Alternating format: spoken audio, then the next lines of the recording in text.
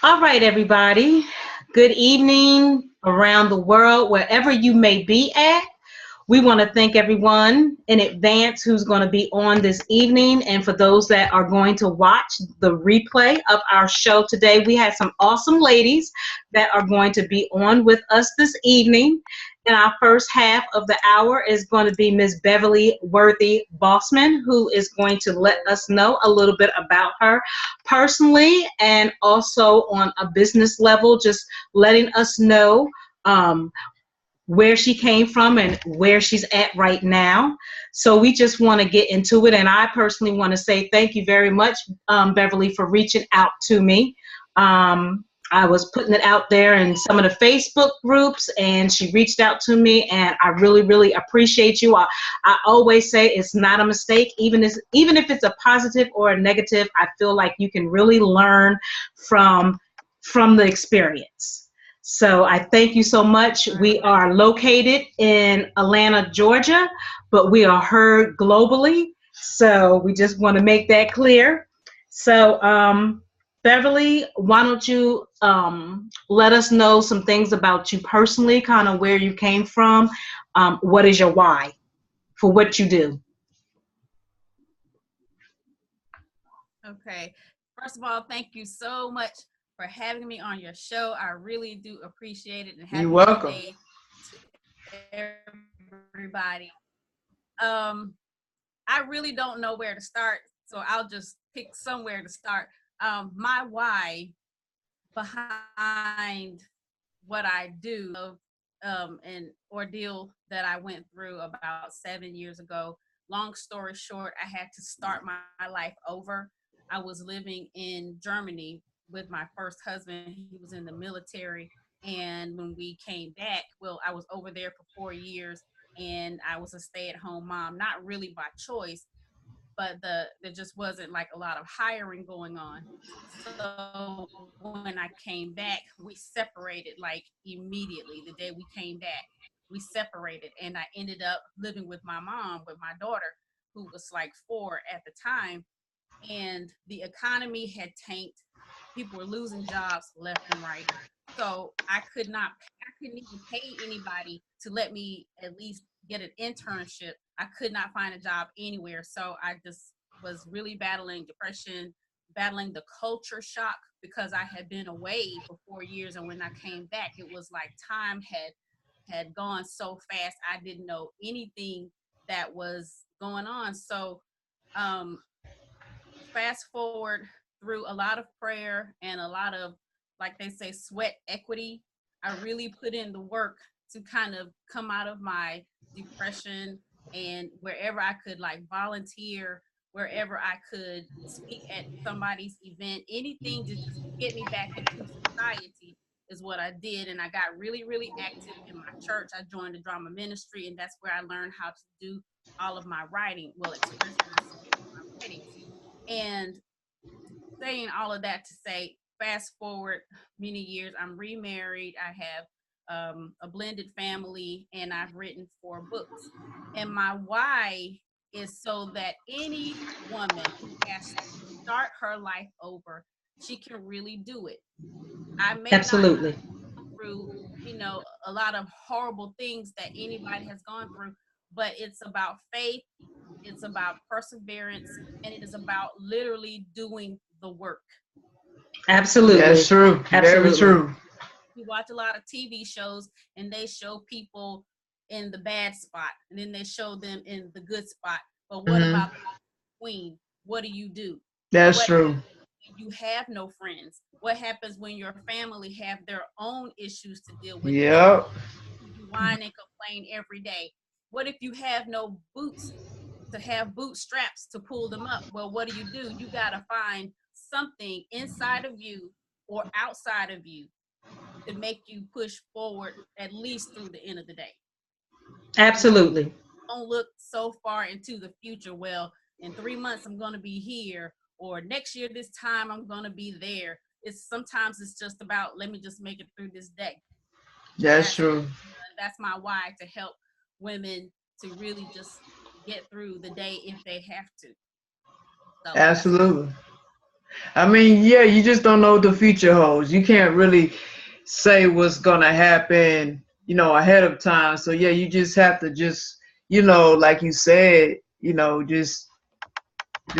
just carry out the day. Just make the best, make the best day that, and that's all you can really do, and put your best foot forward. Yeah. I mean, now the only thing you could do, I mean, if you're trying to, set your future, of course you set goals and you execute those by, working on that. But yeah, no one knows what's going to happen in the future at all. You can't plan for that because so much happens in like a short amount of time. That's right. That's right. And you just have to sometimes just celebrate the small victories. Mm-hmm. Every day, just celebrate the small victories. And one of the things that helped me to survive, I guess, is that instead of looking at what I didn't have and what I lost, and I literally lost everything except the car that I was driving and 2 suitcases with clothes in it, I just looked at the fact that I wasn't in the hospital hooked up to machines.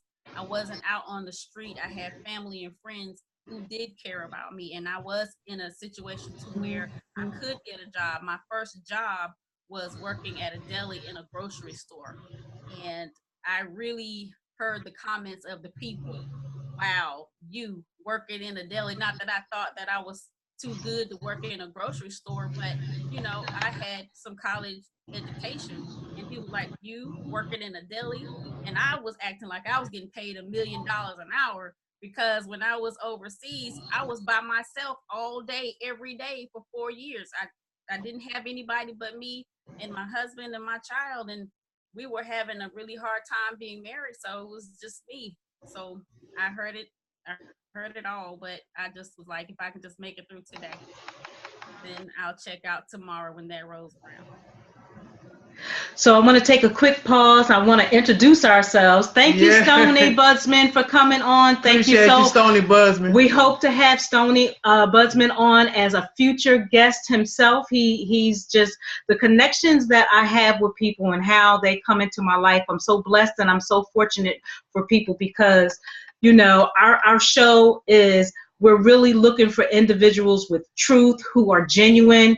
The corporate industry is fine, but it's those like ourselves that are continuously everyday building that want to get to where we want to get to. We don't take anything away from the corporate, but what about those who, like yourself and Stony and myself, like, we're starting rock. We've started rock bottom and we're building, and you have to have some type of faith. I don't, personally for me, I don't, Christian, Baptist, Islam, Buddhist, whatever, you have to have, for me, I believe faith or your spirituality, it is a foundation because it gets you where you need to go when you're on those days where you wonder, like, if you're going to make it to the next day. So it's so very, very important that you have a spiritual foundation. I know for me, because I've had those dark days, and it's so funny because we have a lot of similar stories from those dark days and in depression and feeling suicidal and being an addict of whatever that addiction may be. And people look at you like yourself and they say, oh my God, I can't believe you with the degrees and your education and how you present yourself and how you speak. But people really just don't know what people go through on a daily basis. A lot of people suffer in silence. Right? And so people really don't know if you have a full-time job or if you don't. When you interact with people on a daily, you put on that face, because I have to say, I definitely do it at the job that I work at. You put on that face, and people really just don't know what you're going through. So I'm going to stop it there and introduce us for the people that's going to come on. I started talking, I tell you. And I used to be a shy person that didn't say nothing. But it took some tragedies that turned into some blessings to get me to where I'm at. Right? So let me introduce myself. I'm one of the co-hosts, Aisha, but I prefer to be called Jade of the Chit Chat 2 Show podcast. And I'm the other co-host, Uno of Chit Chat 2 Show podcast. So we thank everybody for tuning in, and those that are going to tune in. This is the first half. We have a beautiful person, I believe, inside and out, Beverley Worthy Boseman, who was telling us about herself. We just started getting into what her why was, what her why was like, and things of that nature. So people that come on, if you have some questions for Beverley, please, you can type it in. Put it in the chat box. Put it in the chat box, and we gonna have that chit chat chew for real. Yeah, we're gonna break it down. We're genuine. We are ourselves. Yeah, and that's what we vibe with. Yeah, we're not trying to pretend. We're not trying to put on. This is free flowing. We being us, and that's all we can be. Is ourselves. Absolutely. So we just want to get that out the way. So yeah, I really can relate with you, and I've expressed it before on the show as well as off the show. I'm getting back into being I guess you could say, a public speaker, because like yourself, I live with a mental diagnosis, but I don't let that mental diagnosis control me. I control it. And I know every day that it may not be a good day. I may be feeling something mentally or maybe feeling something spiritually, but I have to tap into how I can change that, because a lot of times we can get so far that we get, like we can really get into that deep depression, where a lot of times, unfortunately, people, they have suicidal thoughts, or unfortunately, a lot of people take their own lives. And people, we don't like to talk about mental illness. We don't like to talk about different addictions. And I'm 10 years in recovery, progressing in my crack cocaine, and I'm an ex-felon. And I'm to the point where I don't care what people think, because that's my past. My present is my present, to go further and live through example to let people know you can come out of it. That's true. You don't have to allow it to take you. Yeah. So you have to control it. Exactly. And I love hearing the stories from our guests. It just makes me go harder. Yeah, I mean, so many amazing stories and interesting backgrounds, and that's true. Yeah, I mean, yeah, it do make you go harder. It's inspiring. Yeah, it is. So tell us something about you being an author. Let us know how many books you wrote. If you can tell us a little bit about the meanings behind the books that you've written. Sure. I have written 4 books.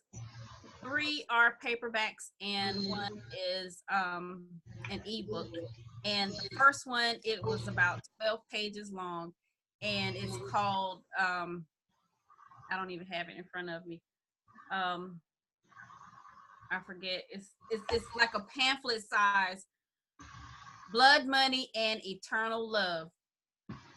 And it is it's a fictional story about the events surrounding the crucifixion of Christ as told through the eyes of Judas. Mm-hmm. I was listening to Bishop Jakes live stream, and he was talking about how Judas, everybody said Judas was this awful person, and he got tricked by the devil to sell Jesus out for 20 pieces of silver, gold, or whatever. But he said this was necessary. It was something that had to happen so that Christ could die for our sins.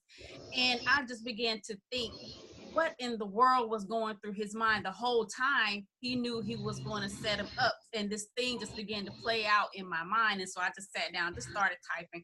And then once I typed it, I thought it was pretty interesting, and I wanted people to read it, not necessarily to sell books, because you don't really make a lot of money selling books unless you're a famous person. But I just wanted people to at least think, so that they can get used to seeing the other sides of situations and seeing like the meaning behind why things happen the way they do. And then my next book was an ebook. And I don't really do a whole lot with that. It was just something I just sat down and I was thinking about it. It was just about dating, being single, and how single women really have it hard when they're trying to do what's right and date whatever they consider the right way. Mm-hmm. Kind of sits. And then I came up with another one. This was maybe about 2 or 3 years ago. It's called Single Against Your Will, 12 Things That Keep You Single, because it seemed like every guy that I was dating was either married or in a relationship. And I was like, hold on, it's got to be me. Mm-hmm. I'm meeting, and it turned out to be like almost the same guy, but with a different haircut. For real, it's got to be something that I'm doing. So I Mm-hmm. started dating, and I did my journaling like I normally do, and I just wrote down every dating experience that I could remember from high school all the way up into whatever age I was, 30, whatever. And I just realized there were some things that I kept doing, these common factors in every dating situation, things that I was doing wrong. And I remember talking to girlfriends, and they were telling me about the things they thought they were doing wrong. And it just came out to be 12 things. So the story is about four single female friends who realized that their attitudes, beliefs, and behaviors is what's keeping them single against their will, because it's not always the man's fault. And when it comes to guys not being able to meet a good woman, it's not always the woman's fault. Sometimes we have to check ourselves. And then my latest book, can I show the book? I don't want to. Sure. Yeah, go Sure. ahead. Go Yeah, go ahead. ahead. Go ahead. I don't know if it's probably backwards, but Lingerie Yeah, we Lovers, can see it. Yeah. the life of a side chick. So about maybe a year and a half, no, it was longer than that. It had to be about 3 or 4 years ago. I found out I was dating this guy, and two women that he was supposedly friends with told me that the three of us were his girlfriends and he was married. So needless to say, I got out of that situation. But it Wow. made me like sick to my stomach. I was a side chick and didn't know it. Okay, yeah, I was the head side chick, but what in the world? Why would I want to be a side chick? So that just kind of got me to thinking and got me to thinking. Some women are side chicks and don't know it. Some are side chicks and they know, but they don't care. And some end up being a side chick because they get a little too familiar with the guy and things just happen. And then some women, they have such low self-esteem that they will be the side chick, the low of the totem pole side chick, because a piece of man to them is better than no man. So this story is about, it's fictional, and it's about the four different types of side chicks and one wife. And so every story that I write has lessons. They're not necessarily based off of my experiences. Some of them have a little, a little of my experiences scattered here and there, but they always have a lesson, and every lesson is, make sure that you care about yourself enough to do what's good for you, what's right for you, but don't let people use you. Sometimes you just got to take a break and step away from friends. You got to step away from dating. If you need to change jobs because you're in the top of a really tragical, that's not even the word, just like toxic work environment to where you can't even function at work, you might want to think about changing jobs. Love yourself enough to do something about your life if you don't like it. So there's just so many lessons in all of my books, and I just encourage people, but women especially, you have to renovate your mindset. You can't continue having the same mindset every day, thinking that things are going to be different down the road. So you just gotta love yourself enough to do better. So The one thing we preach on our show is self care. yeah, Yes, you got to put yourself first at all times. Self care is so important, and a lot of people forget that because they're looking for something outside of themselves. that's true. Whatever, they feel empty inside, and they're trying to search it in somebody else. But you're not gonna find happiness that way. That's right. That's why it's good to just focus on yourself, get yourself together, and the universe will grant you what you want. But if you're not where you're supposed to be, then yes, things are always going to go wrong, you know.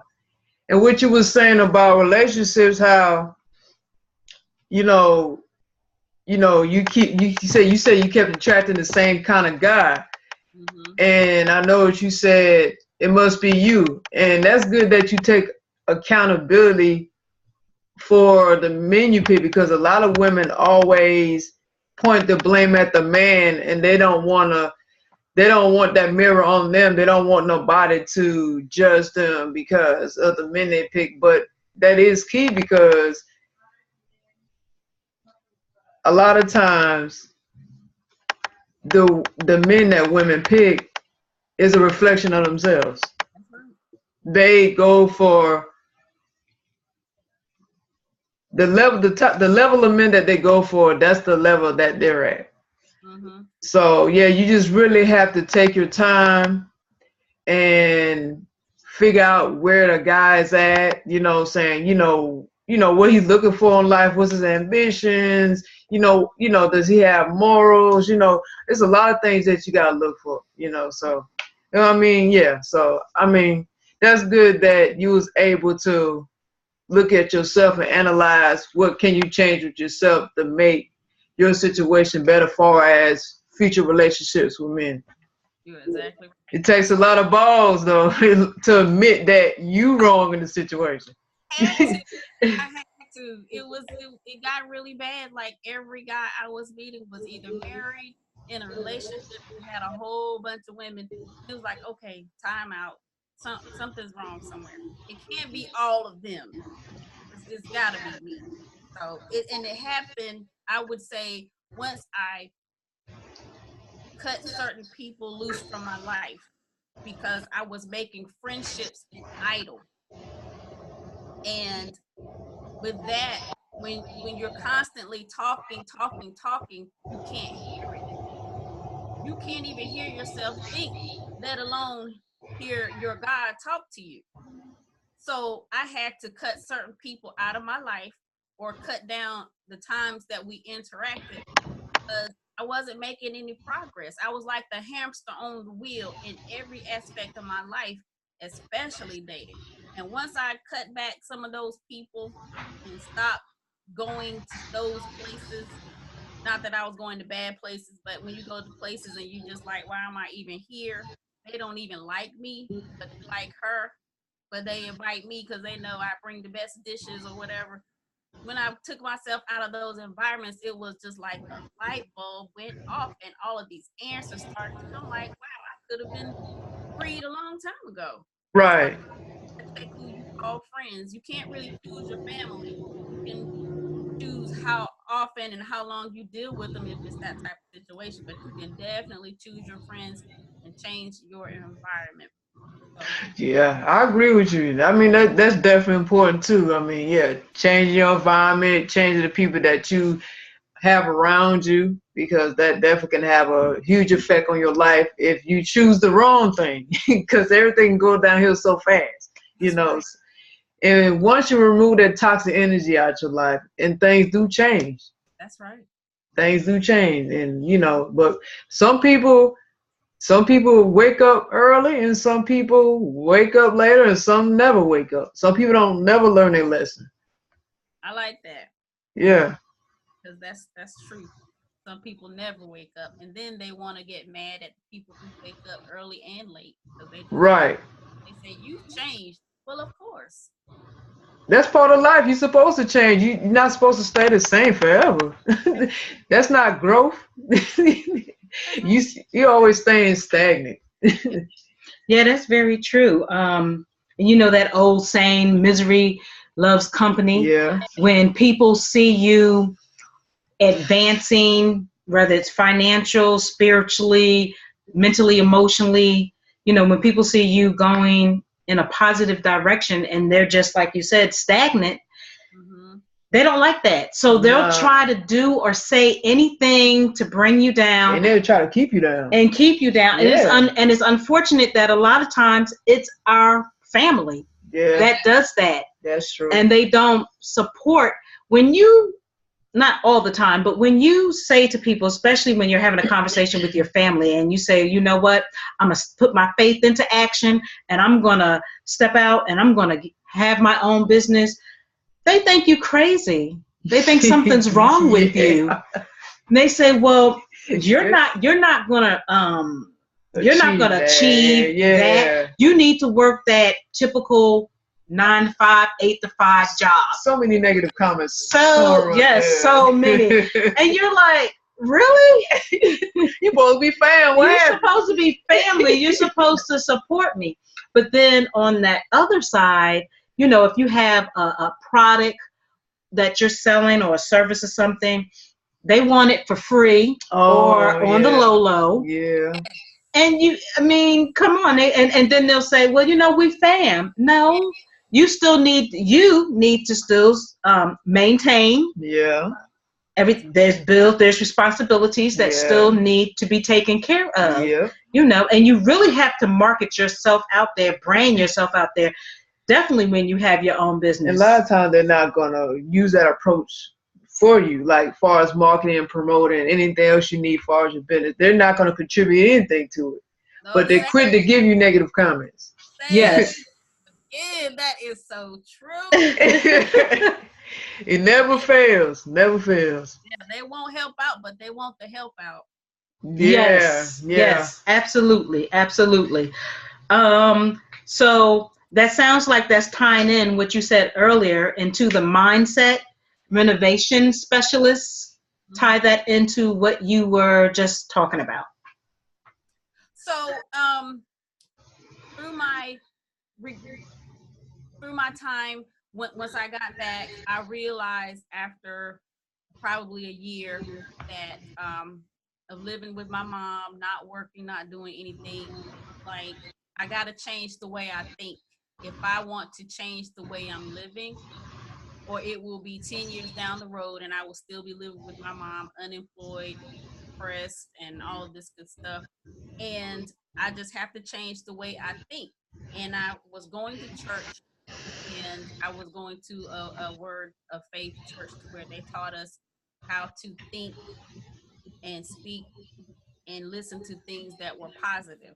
Not just what's in the Bible, but there's plenty of other resources, positive people, positive CDs, positive DVDs, positive messages on YouTube or wherever. And so that's what I did. I was like, I gotta feed myself these positive things because my mindset has to change. And there's some things about me, there were some things about me that I could not get rid of. Mm-hmm. Overcomer, being a fighter, setting goals, things like that. But there were some things that had to be gutted out, and it just came to my mind at the time. I didn't have the words for it, but it was like renovating a house. You want to keep the frame, you want to keep the bulk of the plumbing that's still good, but some of the walls need to be gutted. Pieces of the floor and the carpeting need to be gutted and replaced. And so it was like my mind had to be renovated. My mindset had to be renovated.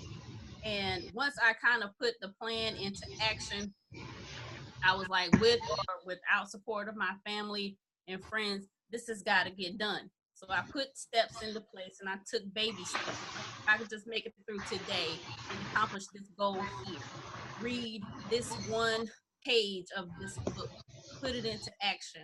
I'm really, really big on journaling. And so I journaled, put up a vision board. I'm going to go to this car lot, it's free. And at the time they were giving out brochures of cars. Take a brochure, put it up on this vision board. I want this particular car or a car this make or whatever. So there were certain steps that I took to make sure I was seeing positive things and hearing positive things and saying and believing positive things. To me, those were the foundations of having the ability to renovate my mindset. And so whenever I get the opportunity to talk to women, I try to give them those foundational pieces so that they can take it, so they can understand, apply it to how they can apply it to their life. Because everybody's journey is not the same, so their steps are not going to be the same. And so some women need major overhaul of their mindset, and some just need a few pieces of touch up here and there. So that's where the mindset renovation specialist comes from. Okay. And tag along what Jay said, everything that you spoke about just now. Now tie that in with the fabulous Chicks Rock, creating her inner experience, to reach those in need. Yeah. So a part of the mindset renovation, which I kind of, it took me a while to kind of get to feeling good about myself. I was, as they say, faking the funk. I would smile and laugh and carry on. with everybody hollering and screaming. We having such a good time, and I would get home and I would just say the most ugliest things to myself because that's what I was feeling. I wasn't necessarily thinking it, but I had a lot of pain and hurt. If you hadn't done this, then you wouldn't be here, and you would do this, this, and this. And it just came to me, you got to say better things about yourself, regardless of how you're feeling. And the one thing that just kept coming to my mind was, you are fabulous because you say so. You might not feel it, you might not even look it, but the Bible says you will have whatever you say. And when I was in Germany and I was going through those difficult times with my husband, I kept saying, I do not want to go and live with my because I hadn't worked in like 4 years. I wasn't used to working. I've been working since I was like 15 years old. So the economy was bad, and I just kept saying, man, I want to leave from here, but I don't want to go and live with my mom because I hadn't worked in years. I had no money and da da da da. And I kept saying it, and lo and behold, it showed up. So whatever you say, you're going to have. And that kind of dawned on me. Here I am living with my mom in the room I grew up in because I kept saying what I didn't want. So why not say what it is that you want? I kept saying, well, I'm fabulous every day, even though the depression was setting in and I didn't even want to get out of the bed. I'm like, you are too fabulous to stay in this bed. Pick yourself up, hit the road, and go look for a job. Don't worry about the internet. Just go and just interact with people because you're fabulous. I just kept saying it every day, regardless of whether I felt like it or not. But people would say something about you today. I saw you last week and you look real down and depressed, but you looking good today, girl. Your countenance is so bright. You look so happy, even though I felt like trash on the inside. So every day I just tell myself I'm fabulous. And so I want to encourage women to know that fabulous chicks rock, and chicks, CHIX, creating her inner experience. You have to be with you every day. You cannot get away from yourself when you can get away from everybody. So the experience that you have with what you say to yourself about yourself, it has got to be on point because people will gladly get in line to tear you down and tell you that you are not anything. Tell you you ain't nothing. Let's be honest. Right. That's real talk. Yeah, Right. they sure Absolutely. will. And Anybody explain when you get a second, explain to people what a vision board to you means. Like what does it entail? Like what do you do with a vision board? Okay. So what I do with my vision board is I put two types of things on it. I put things that I want. If there's a particular car that I want, or uh, to go on a certain trip or whatever, I would print it out, cut it off, cut it out of a magazine, and I would put it on the board. And then there are certain phrases and titles of songs or Bible verses, those things that when I hear them, it makes my ears perk up, so to speak, and it makes me feel good. So I got them all mixed up so that no matter where I look, it's something inspiring. Because sometimes you can have a whole bunch of stuff, but it still doesn't make you feel any better. So I want to just arm myself with thoughts and um, songs and Bible verses and even quotes from movies that just make me crack up, that can change my frame of mind instantly and Right. help me stay positive. Because, like I said, people will wait in line to put you down. But if Yeah. someone say or does something that makes me feel like, you better be glad you are not within my reach, or it will be some from a funny movie. Or I love Fred Sanford from Sanford and Son. So one of his famous lines, it just puts me in a different place, and then I'm like, that Joker, bad people Mhm. things. So, and I just try to have a big vision board on the wall, and then try to take some pieces and put them on my phone, take pictures. So if I'm out and I feel some kind of way, I can just look on my phone and get a reminder. So can you have several vision boards or just one? You can have as many as you want. Some people want good health, so all they want on their vision board are things that are about health. Some people want money, some people want family, or you can have as many that are dedicated to as many things as you want. And people have vision board parties all the time, either physical, show up physically, or virtual. So and people can even go online and do some research. on what to put on it. But to me, it's things that make you feel good and things to help you set goals for. If you know that you want to be debt free this time next year, put the dollar amount that you need and then maybe write a couple of steps to go underneath. Like stop eating out every day, learn how to cook, shop at a discount store, or if you have clothes with tags in your closet, you're not going to wear them, stop shopping. Or take those clothes and sell them and use that money to pay down debt.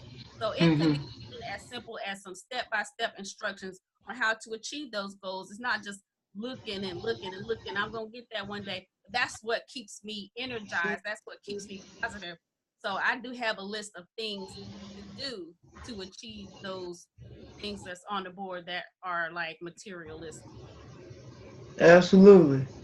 I see you have behind there the black, the white, and the pink. Yeah. And it says fabulous. Chicks rock. Chicks, CHIX rock. That thing is lit. That is so, I love it. I love lit. that. I love that. I love that. And I totally agree with you. And that background gives the impression, like, yes. yeah, you like, you know, you look at it, you like, yeah, I rock. Because I'm looking at Beverley, but I'm looking back there at the pink lips and the looks like the tiara there. And yeah, I love that. Yeah, that's nice. That's real nice. I like that. I like that. Yeah. There's a crown over here, and there's a pink crown. I used to be a dating coach, and I was the crown ready dating coach, because women say, I'm ready for my king, but are you ready for your queen? That was my thing, but I had to kind of change that around, so I still just kept the crowns anyway.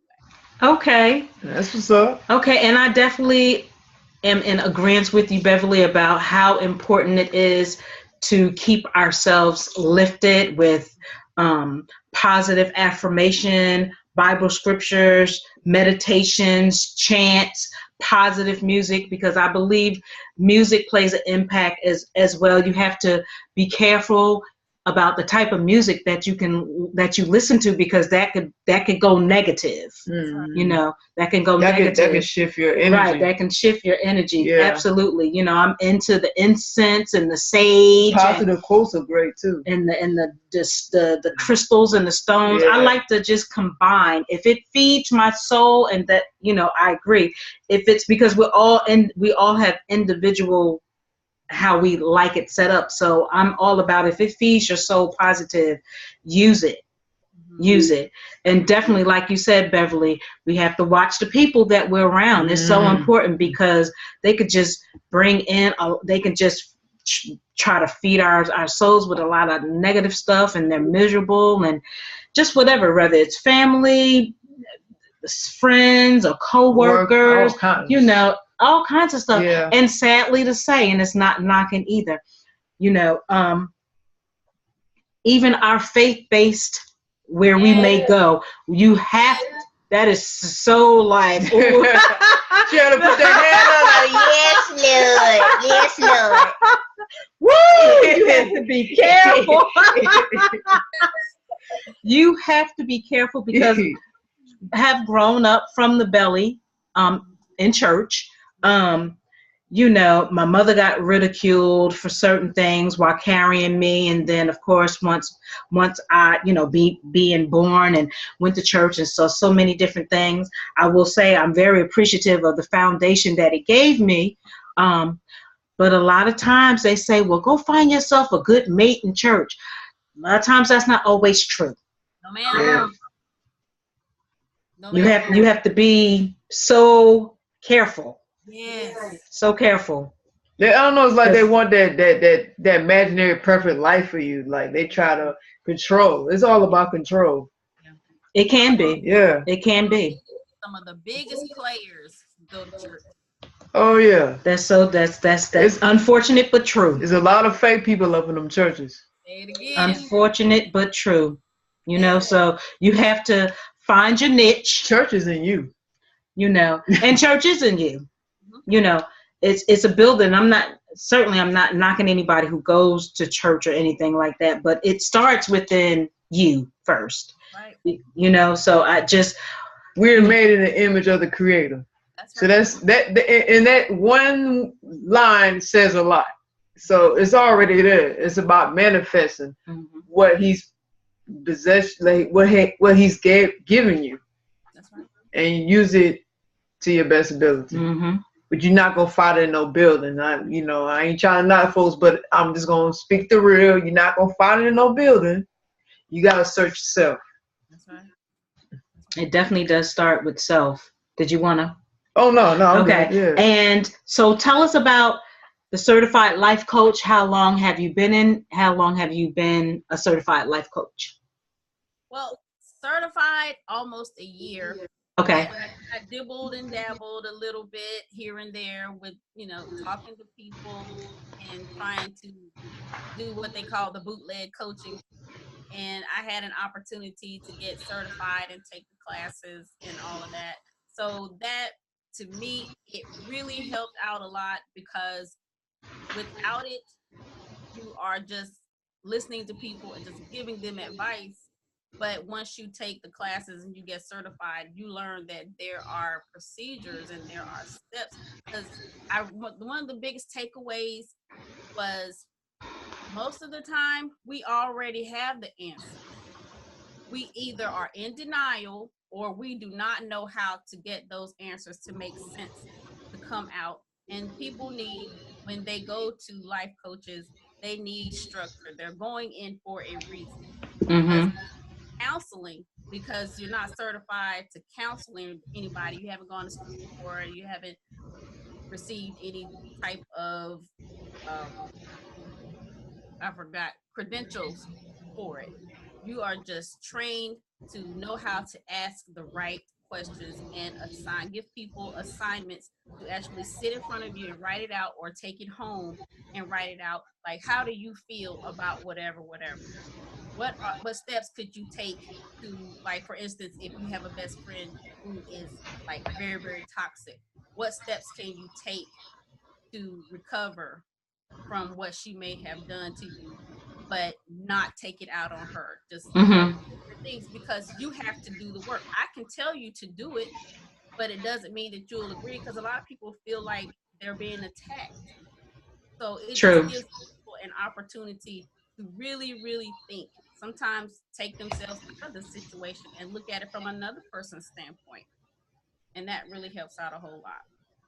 Okay. Absolutely. And I think as Black women, we definitely, like for me, my goal for 2018 is to really, in my personal journey or my personal recovery, heal, because we have held on to so much stuff most of our lives. Yes. From different traumas, whether it's family or non-family, just in our lives in general, we have held on so much and suffered in silence, and to the point where it has made us physically ill. Yes. And mentally ill. And people will just be like, oh, we'll I'm just going to be quiet about the situation. I'm just not going to say anything. I'm just, just kind of going to blow it off or whatever. But really, it's still with you. Yes. That's true. And your character, you can see it in people's character. That's true. And even like you said, Beverly, like how we project to other people, like we play the blame game all on everybody else, like it's everybody else's fault. Right. We don't, not yours. and not ours. We take no accountability whatsoever, and it affects us with our families, in marriages or dating, even yourself, or work, or yourself. Yeah. We beat up on ourselves. Oh, I'm just the worst person ever, or I'm ugly, I'm worthless, I'm this. Just all the negative stuff.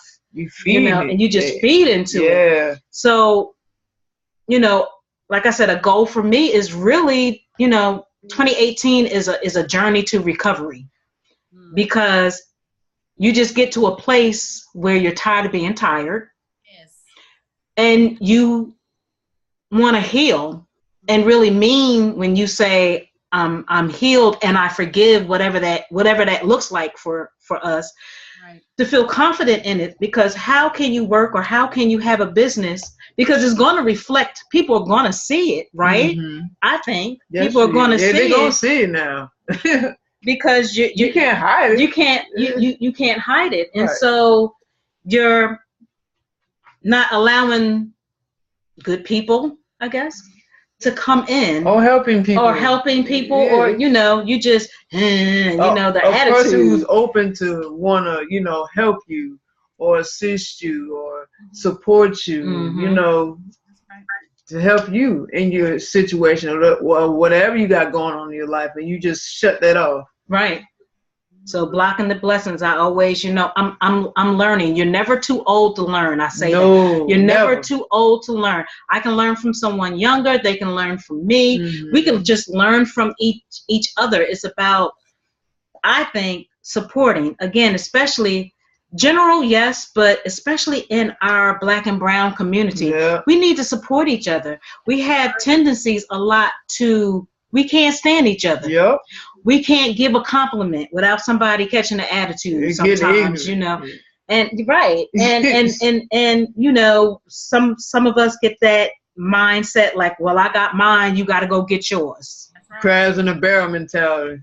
So, Everybody's for themselves. Right. That's what it's about right now. Everybody's for themselves. No one wants to look out for nobody. That's right. I'm not saying that there's nothing wrong with keeping some things for yourself. I'm not saying that at all, but I've always been the kind of person, even if I was shy and didn't really speak too much, I've always been that type of person. If it doesn't, until the day, if it doesn't benefit me, I'm just gonna push it forward and give it to somebody else. And I still do that. And people have came back to me and said, I appreciate you passing on that information or resource, because it helped me, because you don't know where a person's mind is. That's People true. come to me, and all the time at my job, and a lot of times I'll be like, "Ooh, Jesus, please let Jesus be a fence." But I still I listen, because you know what? I don't know if that saved somebody's life just because they needed to get that out. That's right. So I just listen. I'm not going to counsel you. I'm just going to be quiet and allow you to speak. Mhm. And they feel better. A lot of times they feel better. So it's just whatever person's or environment stopped them from expressing themselves, they couldn't do it. mhm. So so you being open, allowing them to express themselves at that moment in time, yes, they in a different space now, as opposed to whatever happened prior to you. They wasn't in that space. But I'm also in agreement with Beverley as well when she says, okay, people have to be coachable, Yeah. I think. And when you give them tools, they have to, you can only do so much now. They need to take that next step and help themselves. Take the initiative. Take that initiative and be accountable to do what you have presented to them, that you think, that you feel that would help them. Yeah. But they have to want to do it. Right. They have to want to do it. Yeah, you gotta have that will, that passion, that drive. We have to have that determination that no matter what the people around me has to say, I'm gonna go and I'm gonna get healed. Like when you said 2018 is gonna be a healing, a lot of women are hurting because they won't seek help, not because they don't know where to go, but because of the backlash that they will get. Like I went to counseling and it was in secret. I couldn't let my church friends know I was going to counsel. Like, girl, you better pray. You ain't praying, or you will see. You don't need to be going to the counseling and give nobody your money like that. Sometimes it takes a neutral person, Right. who is at the very least trained to be able to know when to talk and when to listen, versus somebody throwing nothing wrong. I love the word. I love to hear it. It works in my life. But you can't always just throw the word at somebody. Sometimes you just got to listen. Right. And in the Black community, to me, I think we get shunned if we say we want to go get some counseling. Not like I need to go get some medication and go to the psychiatrist and get some medication because I think, I need some help in forgetting things. Some people want to get medicated because they don't want to deal with it. But you can go to and become a church junkie and just go every time the doors swing open. You serving because you don't want to face what's going on. And you don't want to tell nobody you hurting because church folks is going to say, sow a seed when offering time comes. Or let pastor pray for you. Pastor got his own problems. Can I go talk to somebody who is trained in this particular situation? People just sitting around hurting because of the people in their environment not supporting. And I think that's just the shame and the scandal. That's when people decide, well, life just ain't really worth living because I'm tired of the pain. Mm-hmm. Yeah. Mm-hmm. Well, see, in the Black community, we got to stop that. All this problems and just problems, and on top of mental illness, on top of issues, on top of baggage, whatever it may be, it's got to come to a point where this cycle has to end, and it's time for our people to heal, get open, whatever it needs to be put on the table. You know what I'm saying? I would say it goes back to that love and care and support. You talked about support. Beverly talked about support and having foundation. I mean, if the community's not doing that, this is the result of that. This is always going to happen where they shut you off, or it don't bother them. They act like it don't bother them, or they expect another person that's like them not to go through that or deal with it. They want them to just forget about it and throw something on you, and that's it.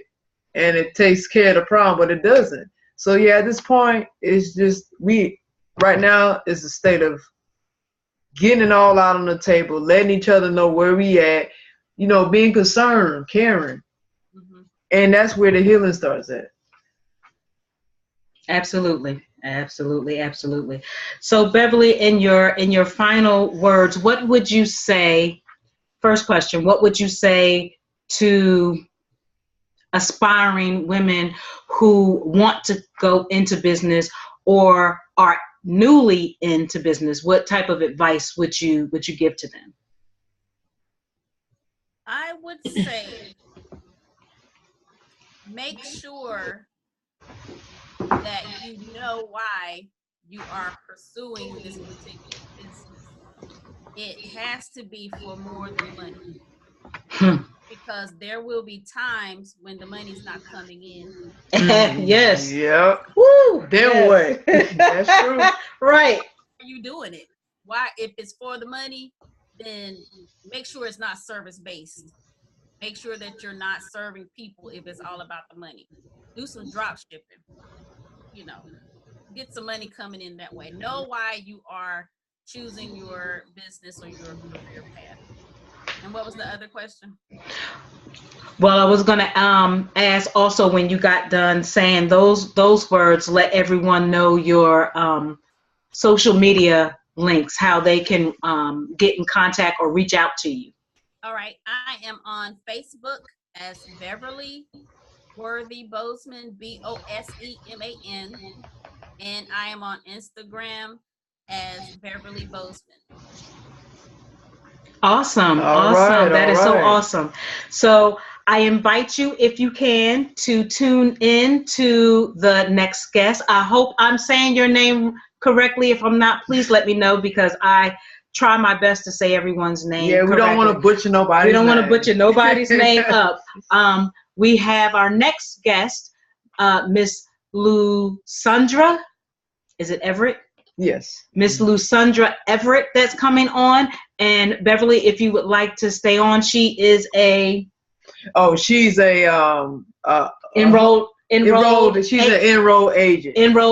Agent. She does taxes. Mm-hmm. We're going to find out from her about the personal, getting taxes done, hopefully, as well as business. So if you would like to stay on, we definitely invite you. If you stay on as long as you can, we love it. We thank you. I thank you for reaching out to me. I just love learning from people. It makes me stronger. It makes me say, you know what? Don't give up on Chit Chat Chew Show podcast and everything else that falls behind Chit Chat Chew podcast, because we can be so easily quick to be like, you know what? I don't see that guap coming in, as I say, from up north. You don't see that guap coming in. You get off track real quick. And get off track and be like, you know what? Forget about it. But that's nothing but the negative energy, the devilish functions, as I said, getting in my head. And guess what? Can't allow it. Cannot allow it. Nope. You got to keep going. We got to keep going. Regardless. Got to keep going regardless. So thank you. We're going to now tune in. We appreciate you. Yes, we appreciate you. We're going to tune in with LuSundar. Everett. LuSundar. Hey, LuSundar, that's right, baby. Thank you, LuSundar. I'm from Georgia. We a Lou. I'm a LuSundar. LuSundar, that's right. LuSundar. LuSundar, yes. That's how we do. That's how we do. I know that's right. Thank you so much, LuSundar Everett, for tuning in with us and being our guest for the second half of our show. If you're just tuning in, folks, I am one of the co-hosts, Aisha, but everyone calls me Jade. And I'm the second co-host, Uno. And everyone calls me Uno. So we're tuning in second half of the hour. And again, we want to thank Beverley, Worthy, Boseman for tuning in, for really just for a great interview. For a great, awesome interview. And so how I always like to kind of start this off and then go into everything else is let us know something about yourself personally and your why. Okay, so personally, I'm a mom, I'm an Army wife, I'm an Army veteran, and why? Because I got tired of being broke. Well, that's part of it, but really, being an Army wife, one of the things that's difficult for us is the moving and, advancing career-wise. And so, after a while, like when I married my husband, we were moving about every calendar year. So every 18 months we were moving. So you can kind of imagine what my resume started to look like. Mm-hmm. Mm-hmm. First start out 2 pages. Then it was the Old Testament. So I said, okay, I really have to do something else, because every time I would go for a job interview, I felt like I was selling my soul, because I knew, people were like, well, how long are you going to be here? I'm like, 3 years. Lying right through my teeth, because I knew that. But I needed a job. Right. And so I really went on the search to find something that could move with me and grow with me. And, just hanging out at the Girl Scout meeting. One of my friends, she said, hey, my mom and dad are having this tax class. And my head just spun around, because that was something I'd always wanted to do. I just never knew when it happened. And that was the beginning of the rest of the history, how I got to be here. And yeah, it's been an amazing ride for the last couple of years. Awesome. Oh no, you go ahead. So, outside of work, what do you like to do? Anything particular you enjoy doing with your family? We are straight movie buffs. So we are movie buffs all the way around, from every kiddie movie to, like Star Wars, we were there. Black Panther, we gonna be in the house. Oh man, I can't wait to see that. I can't wait to see that. Black Power all day. We already got our tickets, and we shall be in the house opening weekend. So we are straight movie buffs, and we the AMC theater by the loyalty card, and we always swiping stuff off because we stay at the movie theater. We should have stock. But yeah, so family wide, we love movies. We love to travel. We just went and did an overnighter at the Great Wolf Lodge for my daughter's 10th birthday. So we stay in the street now. We stay in the street, and we stay in the movie theaters as much as possible. Okay, stay in the street, like you a street cat. You stay in the street. It's like you hanging out like you grown. That's what we do. We hang out like grown people. We got kids. So, with us being in the military, whenever we move to an area, we try to take advantage of whatever is, is near us as much as possible. So we do try to take in all the sites, go and see different things. We're in the New England area right now. We had the privilege of going to Nova Scotia for 4th of July weekend-ish. And so, went there. It was a great trip. And if you remember the movie, The Book of Negroes. Yes. Yep. So we went to go visit that. And they have tried really hard to keep, historically, what is left of there, because, everybody left. So they did, manage to keep some history there. And then we went to Halifax, and just like, like I told my kids, like, yeah, you went to Canada, but you didn't go to regular Canada. It's not like you went to Toronto. That's Detroit. You right. Yeah. Scotia, you had to get on a ferry to go to this joint. So, yeah, so we try to, to expose our kids and just ourselves to whatever is in the area, wherever we go. So, I mean, what's that experience like in Nova Scotia? Like, yeah, tell us about that experience. And is there some Black people there? Okay, so there's actually, a lot of Black people in Nova Scotia. And but what's a trip, though, is that, you go visit there. It's very nice. There is a deep Scottish history there. As a matter of fact, Nova Scotia means New Scotland. Yep. Learned that little, tidbit there. Oh, yeah, I knew that.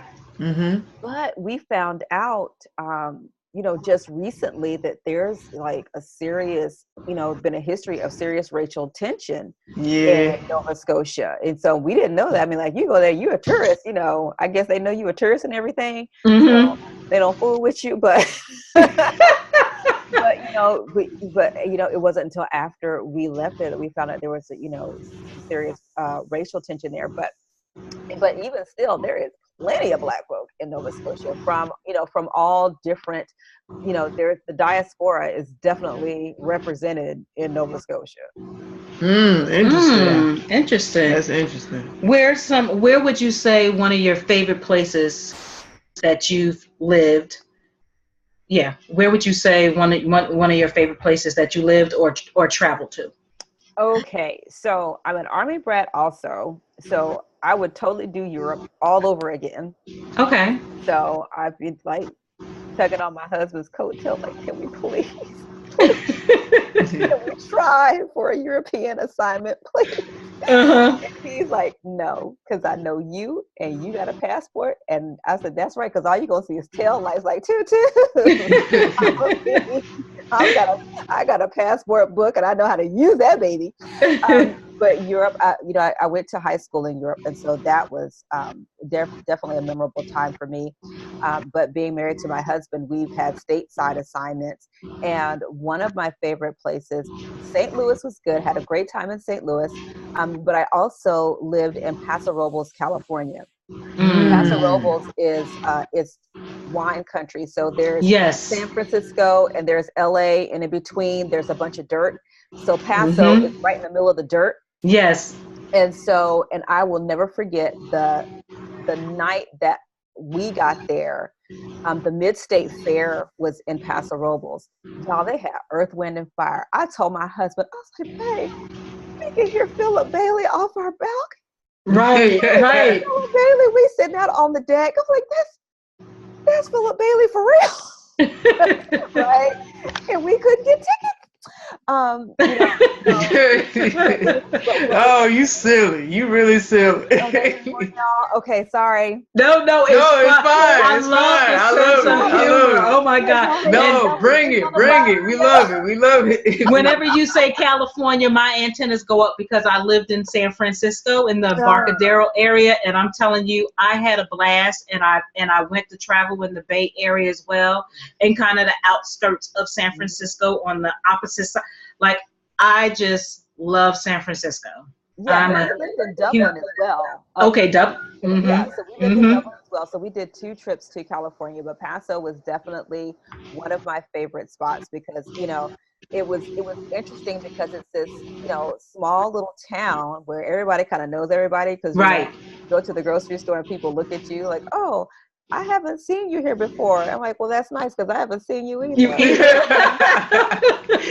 Right. Back on the right. road now. Back Hold up on on. me like that, right? I see you now. Back I on see you. up. But it was a great place for my kids. It was one of Yeah. those places where it's like, where are the kids? Like, they around here somewhere. Mhm. But once we left there and we moved to the DC area, like, okay, y'all can't run around like that no more. Right. Yeah, they tied up in It's like, DC now. it's like, so Yeah. you need to stay around mama's skirt. Yeah. You can't get down like that. That's not how we do. We lived in Woodbridge, just south of DC.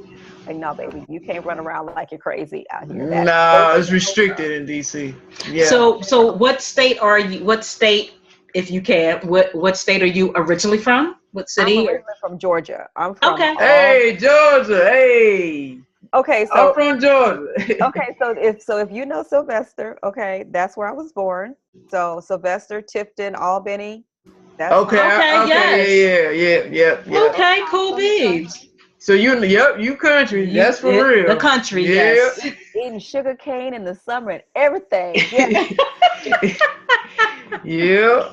And Cane syrup some and people crack. don't even know what that is, but that's the outskirts of the city. The city. It's the outskirts of Atlanta. That's all it is. You in the boondocks, okay? You Yep, getting into the country now. Look, that's what people like. Though you from Atlanta, I was like, first of all, Atlanta is not Georgia. Exactly. That's two different things. There's two different things. Like, no. Right. Once I'm you need get for them to get it right. once you get outside of Atlanta, okay, then you get in the country. Once you get past Macon Yep. going south, Yeah, right. I'm need for them to get it together.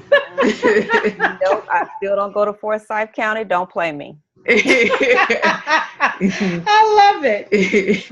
So how did the birth of Everett Tax Solution start? How long has your business been Okay, in existence? we just celebrated 1 year. Nice. January Okay. And really, that random conversation of my girlfriend at the Girl Scout meeting saying, "Hey, there's this tax class going on," and I signed up. And something happened with the class. They didn't have enough people or whatever.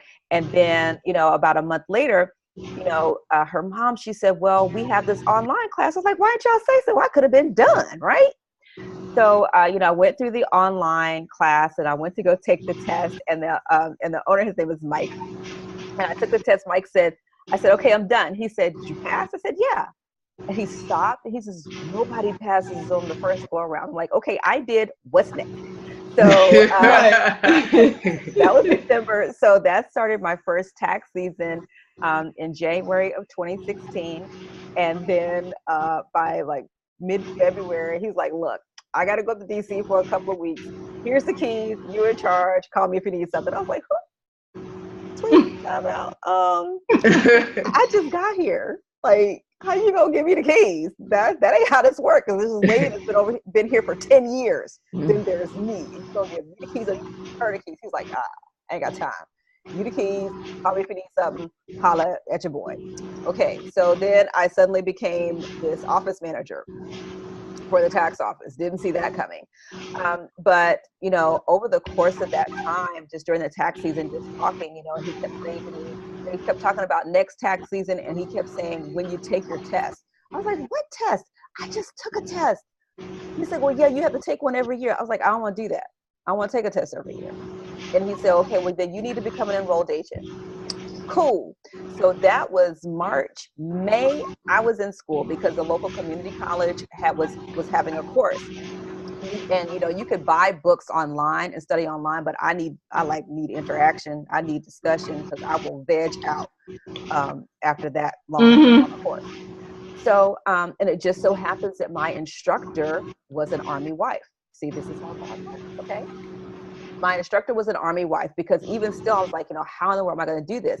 And then she said the magic words. She says, "Meet my clients in person? I don't do that." Like, when can I take you to dinner, take you to lunch, buy you a drink? I need to talk to you right now. I am going to be your new shadow. You are about to be my new best friend.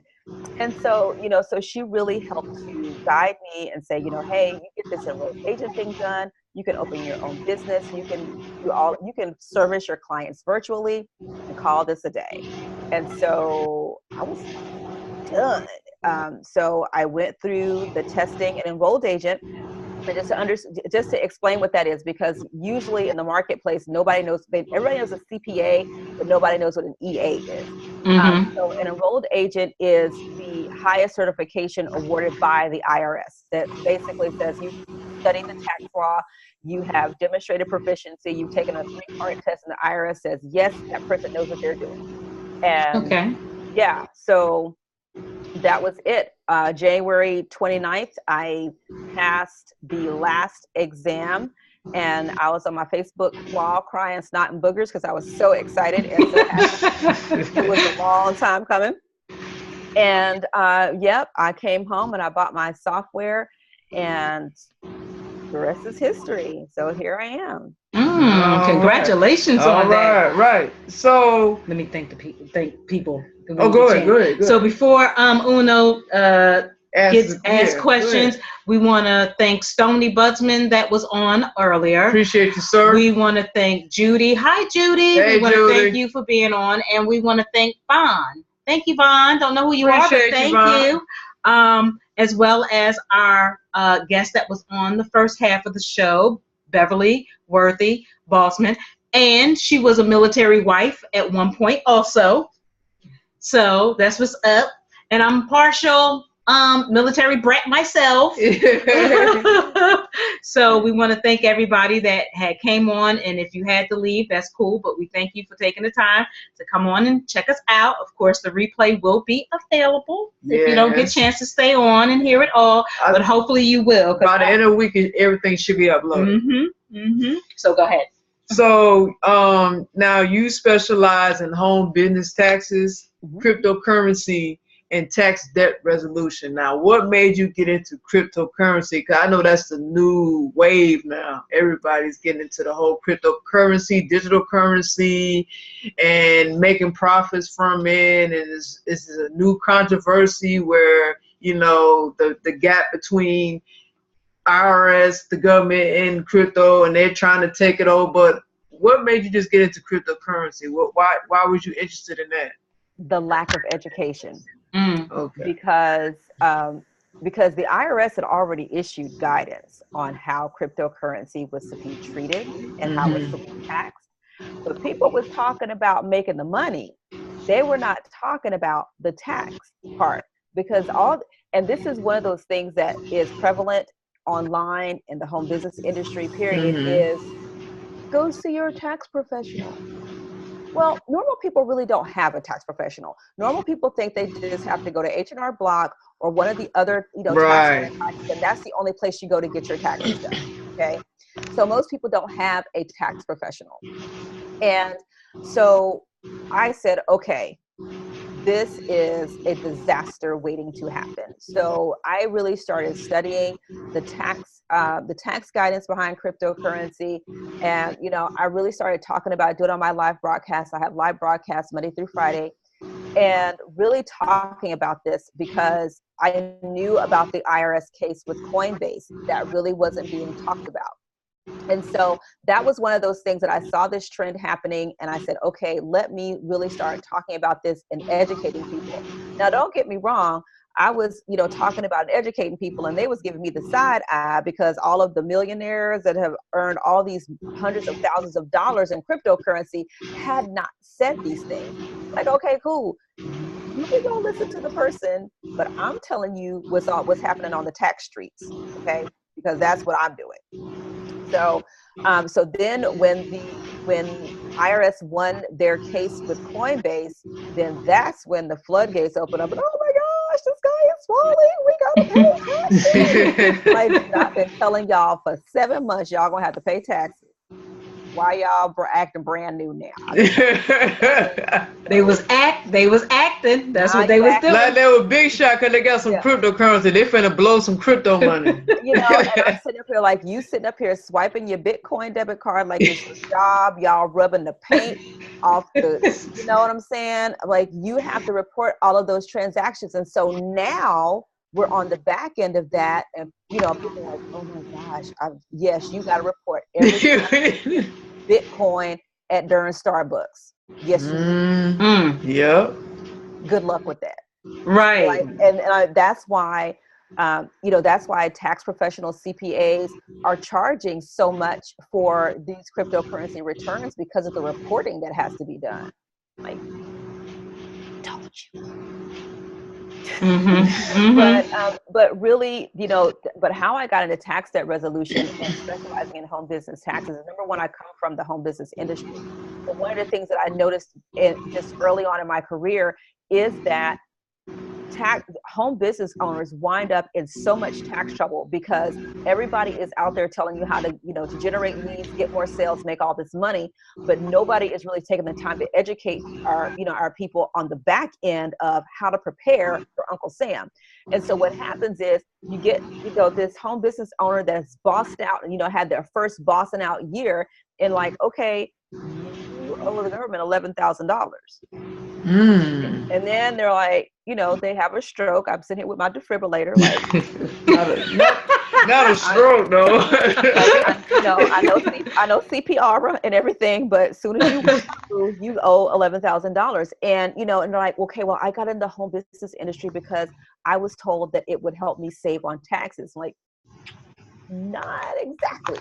Like, you pay taxes differently, but it doesn't really help you save on taxes. So if you've got a 6-figure job and you go busting out some profit, yeah, baby, you're going to owe, especially if you don't have no deductions, you don't own a house, you don't have no kids. Yeah, thou shalt pay. And so I've really taken it, you know, upon myself to really educate and remove some of the myths that are, you know, going on about home business deductions, of like what's deductible, what's not deductible, how is deductible. I'm like, y'all about to wind up in jail.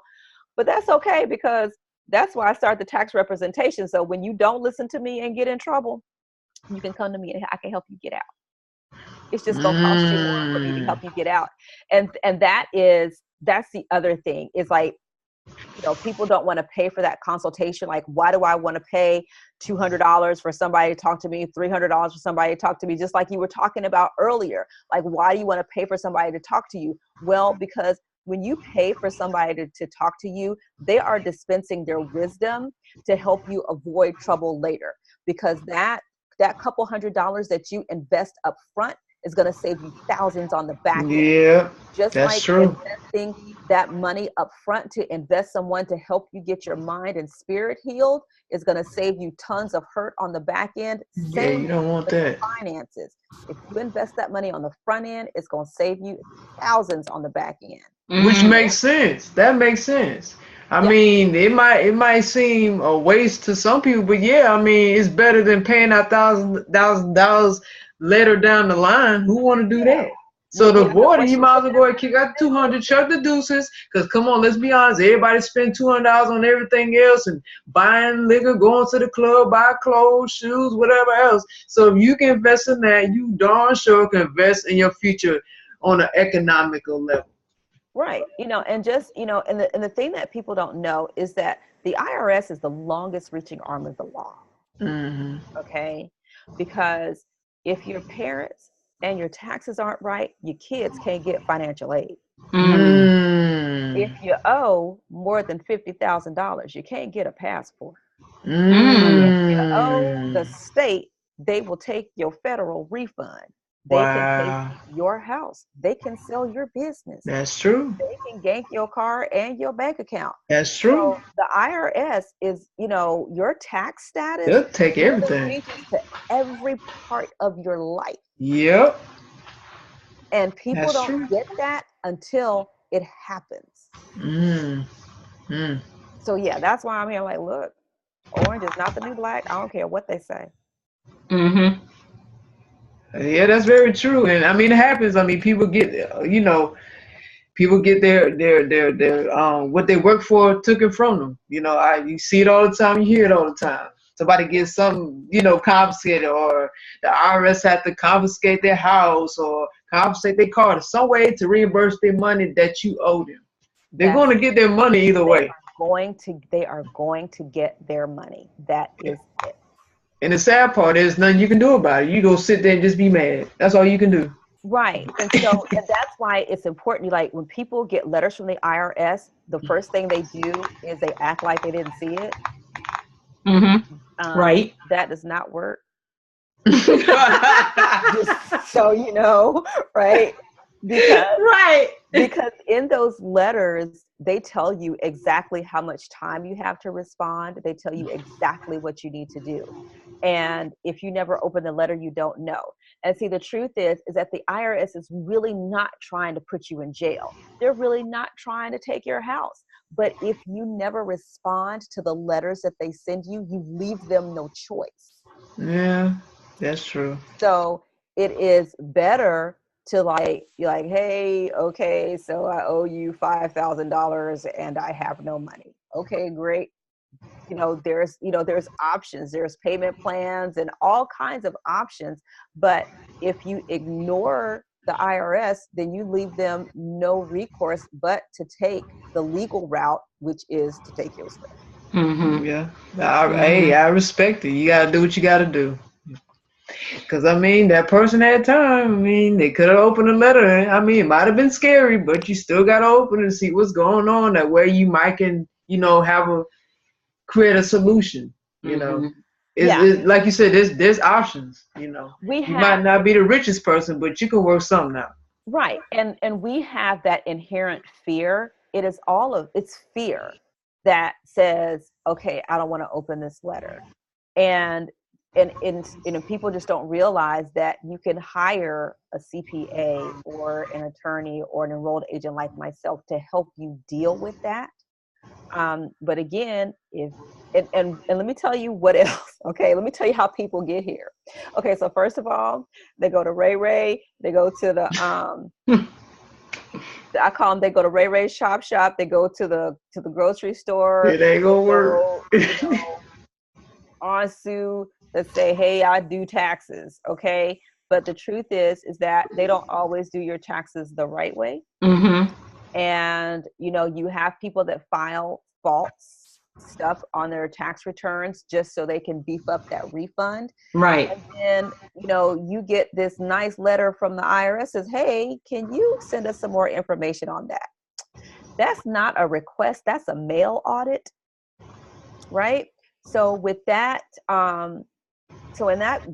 when that audit process starts, they're waiting for you to send them more information. If you can't send them information, then you're going to be paying that money back that you got that you wasn't supposed to get anyway. So you really have to be careful about who you really get to prepare your taxes.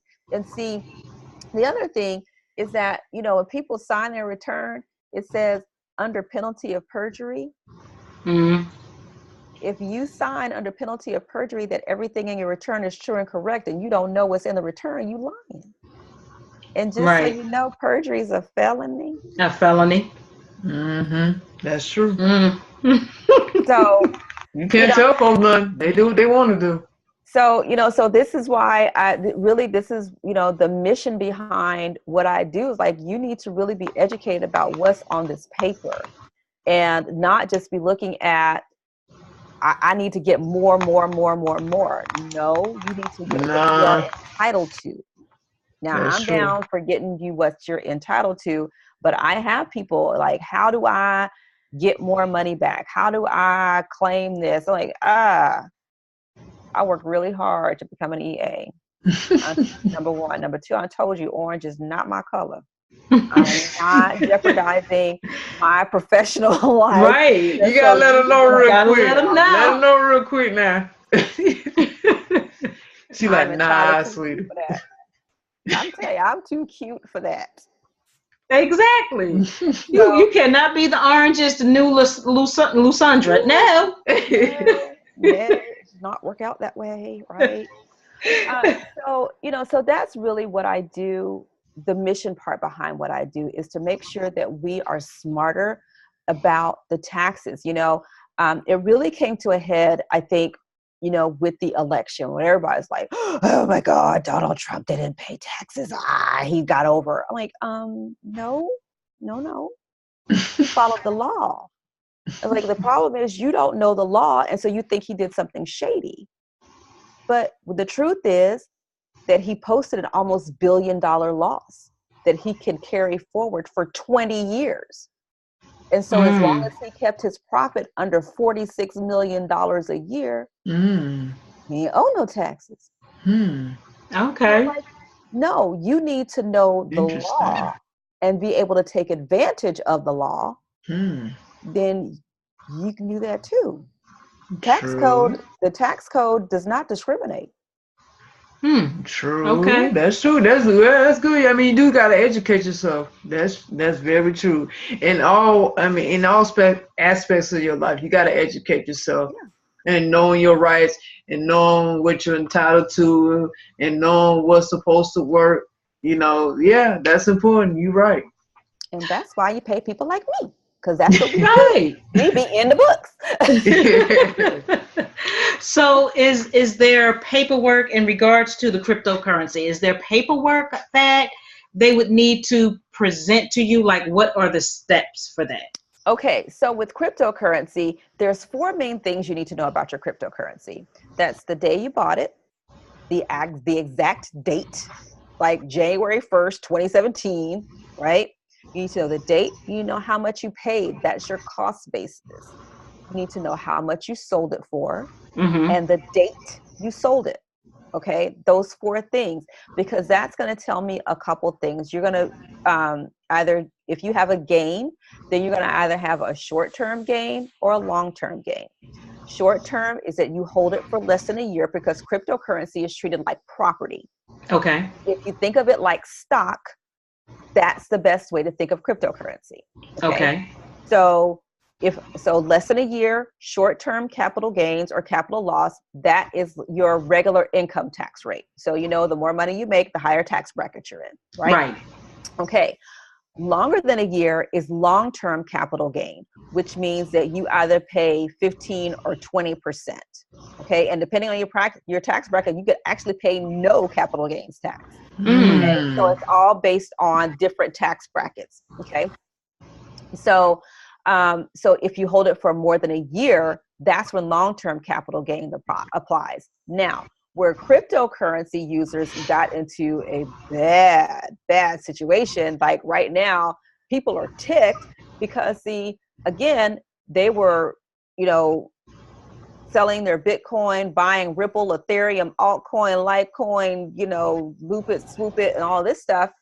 All of those transactions have to be reported. Okay.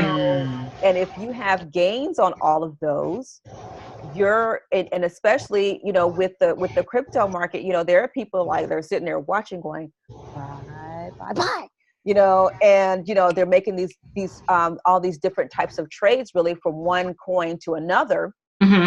All of that has to be reported. Okay. Okay. So all of that is short-term gain, because you held it for less than a year. So you got people that are going to be paying some 39.6% taxes. Wow. Damn. That's ugly. UGLY. You don't have no alibi because it's ugly. That's real ugly. Right. And so, so the people that, are seriously into the crypto market and are buying and trading other coins to, for the profit and everything, they're ticked right now because they're like, well, it's a like kind exchange. Like, no, it's not. Sorry.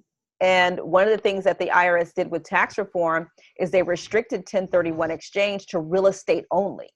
So there is no argument, no question going forward, and for prior to January 1, 2018, like, you can have that argument, but if you come to me to do your crypto taxes, this is the position I'm taking. If you'd like to take another position, you can find another tax professional. Like, I don't believe that, this qualifies for 1031 and for various reasons, and I'm like, I got tax code on my side. It ain't opinion.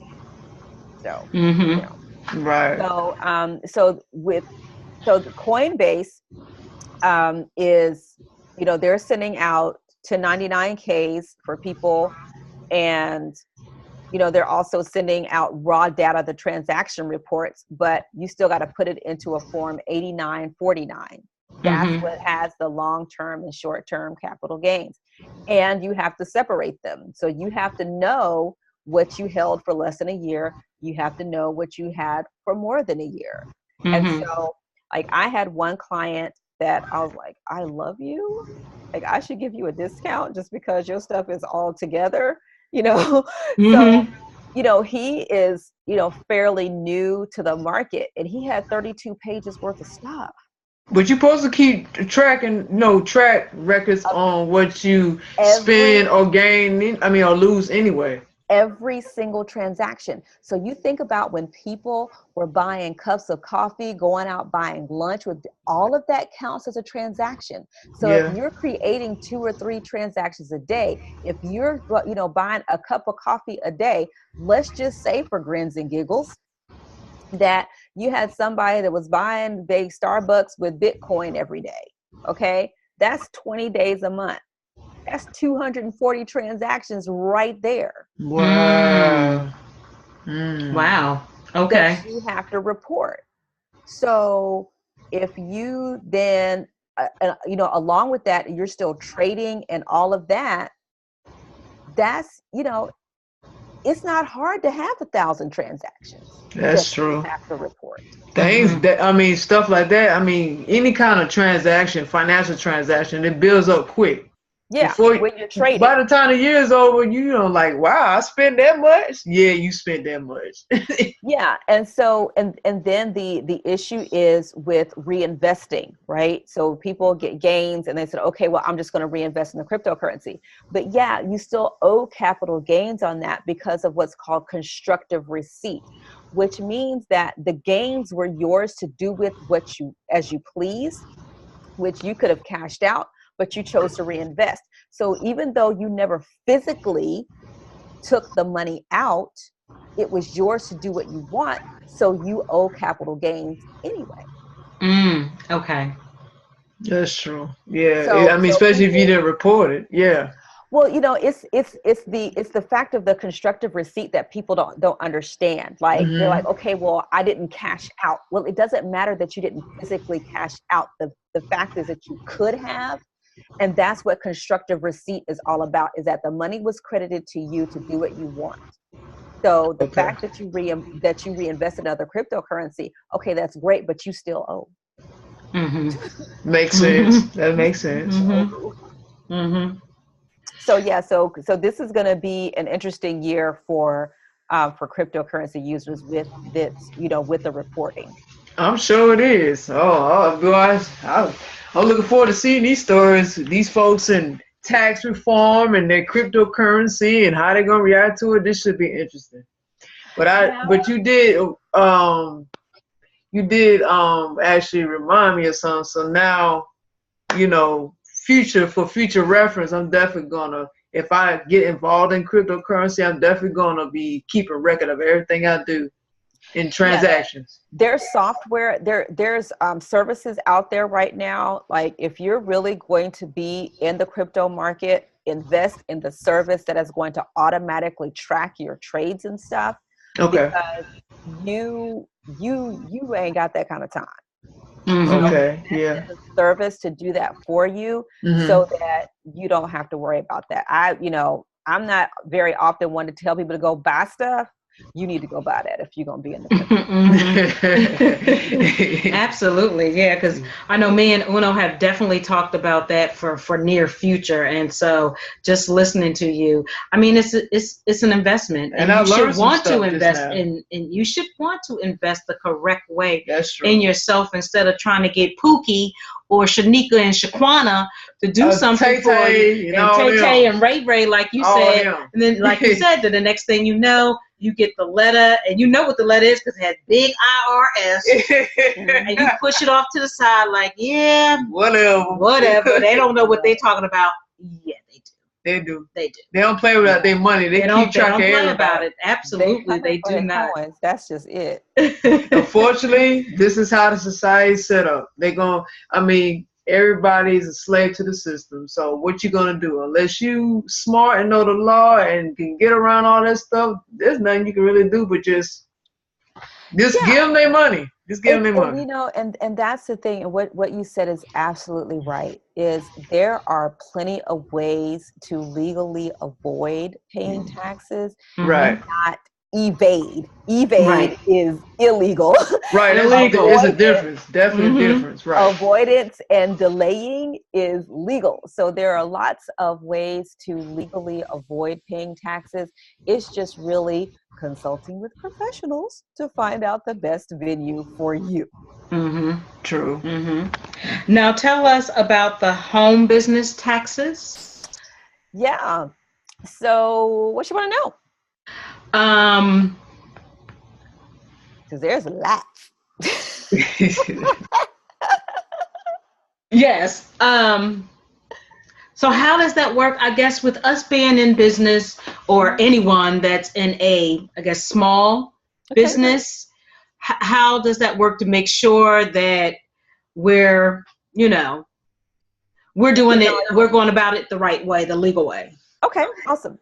So, so being a home business, having a home business is really a great investment. Okay, because you are, number one, you're starting to take advantage of the tax laws. And so, like I said, having a home business, you pay taxes differently. So where a working individual, when you have your job, they take their taxes out of your money, you get what's left.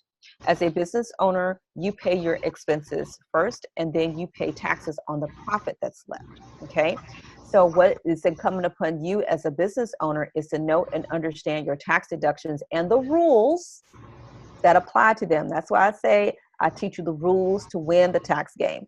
Because see, you can take the right deduction, but not have the proper documentation, and the IRS will say, nope. Okay. Because you have to have the documentation. And so that I come from a background of really teaching you what you need to know. Because at the end of the day, it really doesn't matter who physically prepares your taxes. It is, do you, the taxpayer, have the documentation to support whatever is in your tax return? Okay. When the audit comes, they're not coming from me. They're coming for you, the taxpayer. So what I do is whenever I'm talking about something, I'm teaching you the foundational, the documentation stuff that you need to be able to provide in the event that you are audited. I can't keep you from getting audited. I can just help you be as prepared as possible if you do. Okay. So as a home business owner, it's incumbent upon you to be smart about what your tax deductions are, the rules for those tax deductions, and the documentation you need to support those tax deductions. That is what is going to help you in the long run. Gotcha. And so with the home-based business, what can you use in your home? Like if you do taxes? Like, okay, if you designate a certain, I guess, area for your business, I guess that's what I'm trying to get at. Okay, so a home office. So your home office, you need to have a designated area that is exclusively used. That's exclusive use. That's the key term. Exclusively used for your business. So what that means is that, like here I have my office. This is where I do my work. Okay. Now, if my kids come and play computer games on my desktop, that's not exclusive use. So it's got to be exclusively used for your business. So it can't be that that's why your kitchen table cannot be your home office. It's got to be, I don't care if it's a 3 foot by 3 foot square, as long as that's exclusively used for your business. Okay? And so with that, it is a ratio of your overall square footage. So let's say you have an 800 square foot apartment, okay? And let's say you have a, 80 square feet for your office. Well, 80, that's 10%. So you get to deduct 10% of your rent, your utilities, You know, whatever is, you know, in that, the upkeep of your home, you get to deduct 10% of that from your taxes for your home office. Okay. Wow. Didn't know that. Okay. What about if you have a car, or if you're on like public transportation, does any of that get deducted as well? So it all depends on the purpose of the trip. So anything that has to do with your business is tax deductible mileage wise, or if you take public transportation. So if you take the train to go meet a client, then, round trip is tax deductible. If you're driving, related to your business, those miles are tax deductible. The key is the documentation. So if you're driving, like for me, I don't have a lot of business miles, so I can just write my stuff down. Okay. But, for people that do a lot of driving for business, you might want to invest in an app like, what's it called?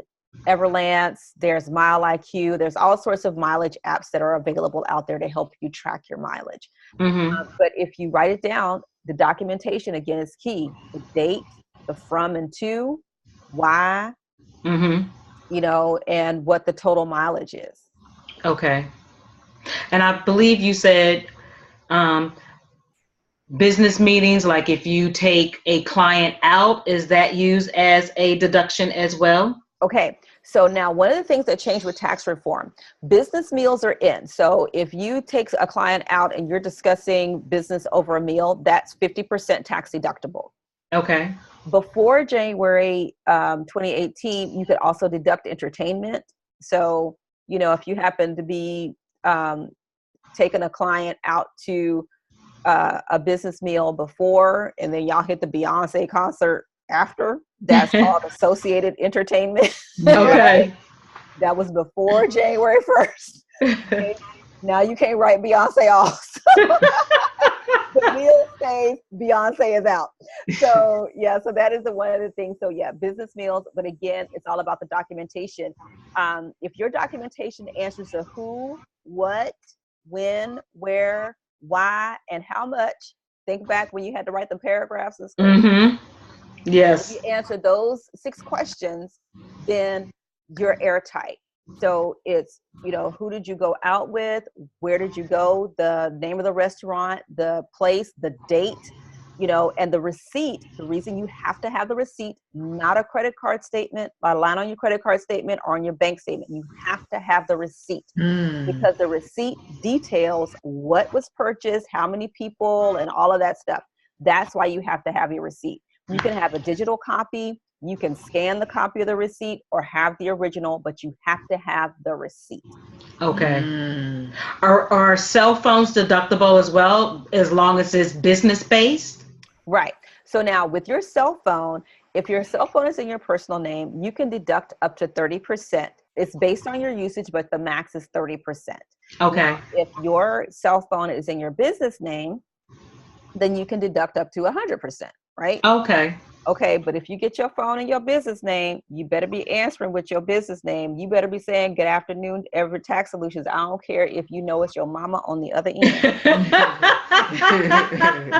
If it's a business phone, it's a business phone. And so you really have to think about those things. Like, because if you're being investigated and they call that line and you just say hello. Right. I see. Yeah. That's a no. It has to be a business phone. Like, so it has to be that accurate. Yeah. Yeah. Didn't know that. I'm learning a lot already. Okay. Right, because we did our taxes last year, and I probably will need to talk with you outside of this, but we did our taxes last year, and we got them done from those IRS tax preparers at my job, and we're still like, okay, so what's going on with our business? Yeah, we waiting on feedback. We haven't got any kind of filing, nothing. No answers, no replies, no nothing. Even went to their office because I'm like, boo boo, I know where you at, I know where you work at. she I removes her need to find earrings out and what are gets you the doing. Vaseline. Right, like Like, you let me know put this I'm light Vaseline skinned, so on. wait a minute. I need you to let us know. And she has not let us know None. nothing. None. And so we're Yeah. like, wait a minute. We don't want to get penalized because we thought that you being a IRS Special. tax preparer, you would know what you're doing, and Right. apparently not. Right. Okay, so so the thing about it is with the IRS preparers, and this is how I explain it. There are tax preparers who basically know general stuff. Okay, Okay. those are the people like when you go to the tax franchises. I got nothing against tax franchises, so whenever you are like, I always have to make sure I say that.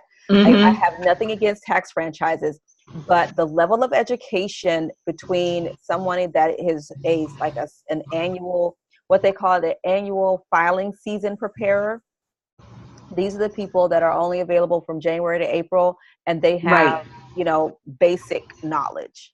Okay. Mm. They really may not be skilled in the home business arena to really know what they're doing. Why So they just say that?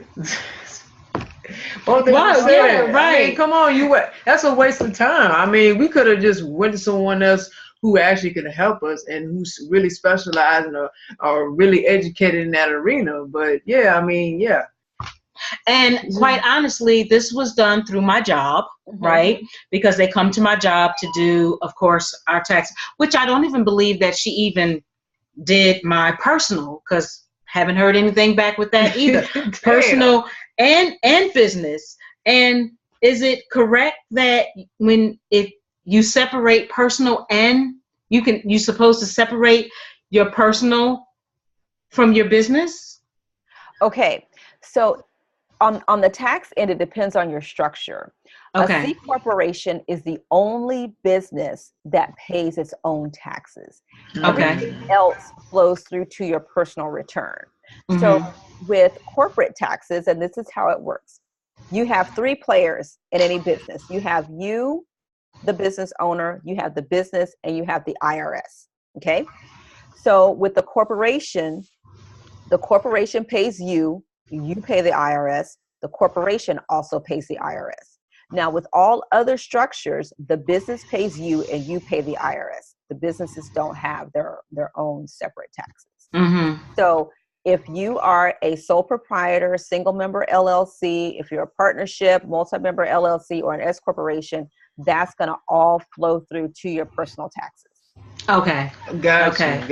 Okay. So we have a hello and we have a question. So the hello is coming from Sonia. She said, "Hey, LuSundar." Hey, Miss Sonia. Yes, that's my travel girl. Okay. All right Okay. now. All right. That's And my so travel agent. Hey, Sonia. hey, Sonia. Hey, girl. How you doing? What's up?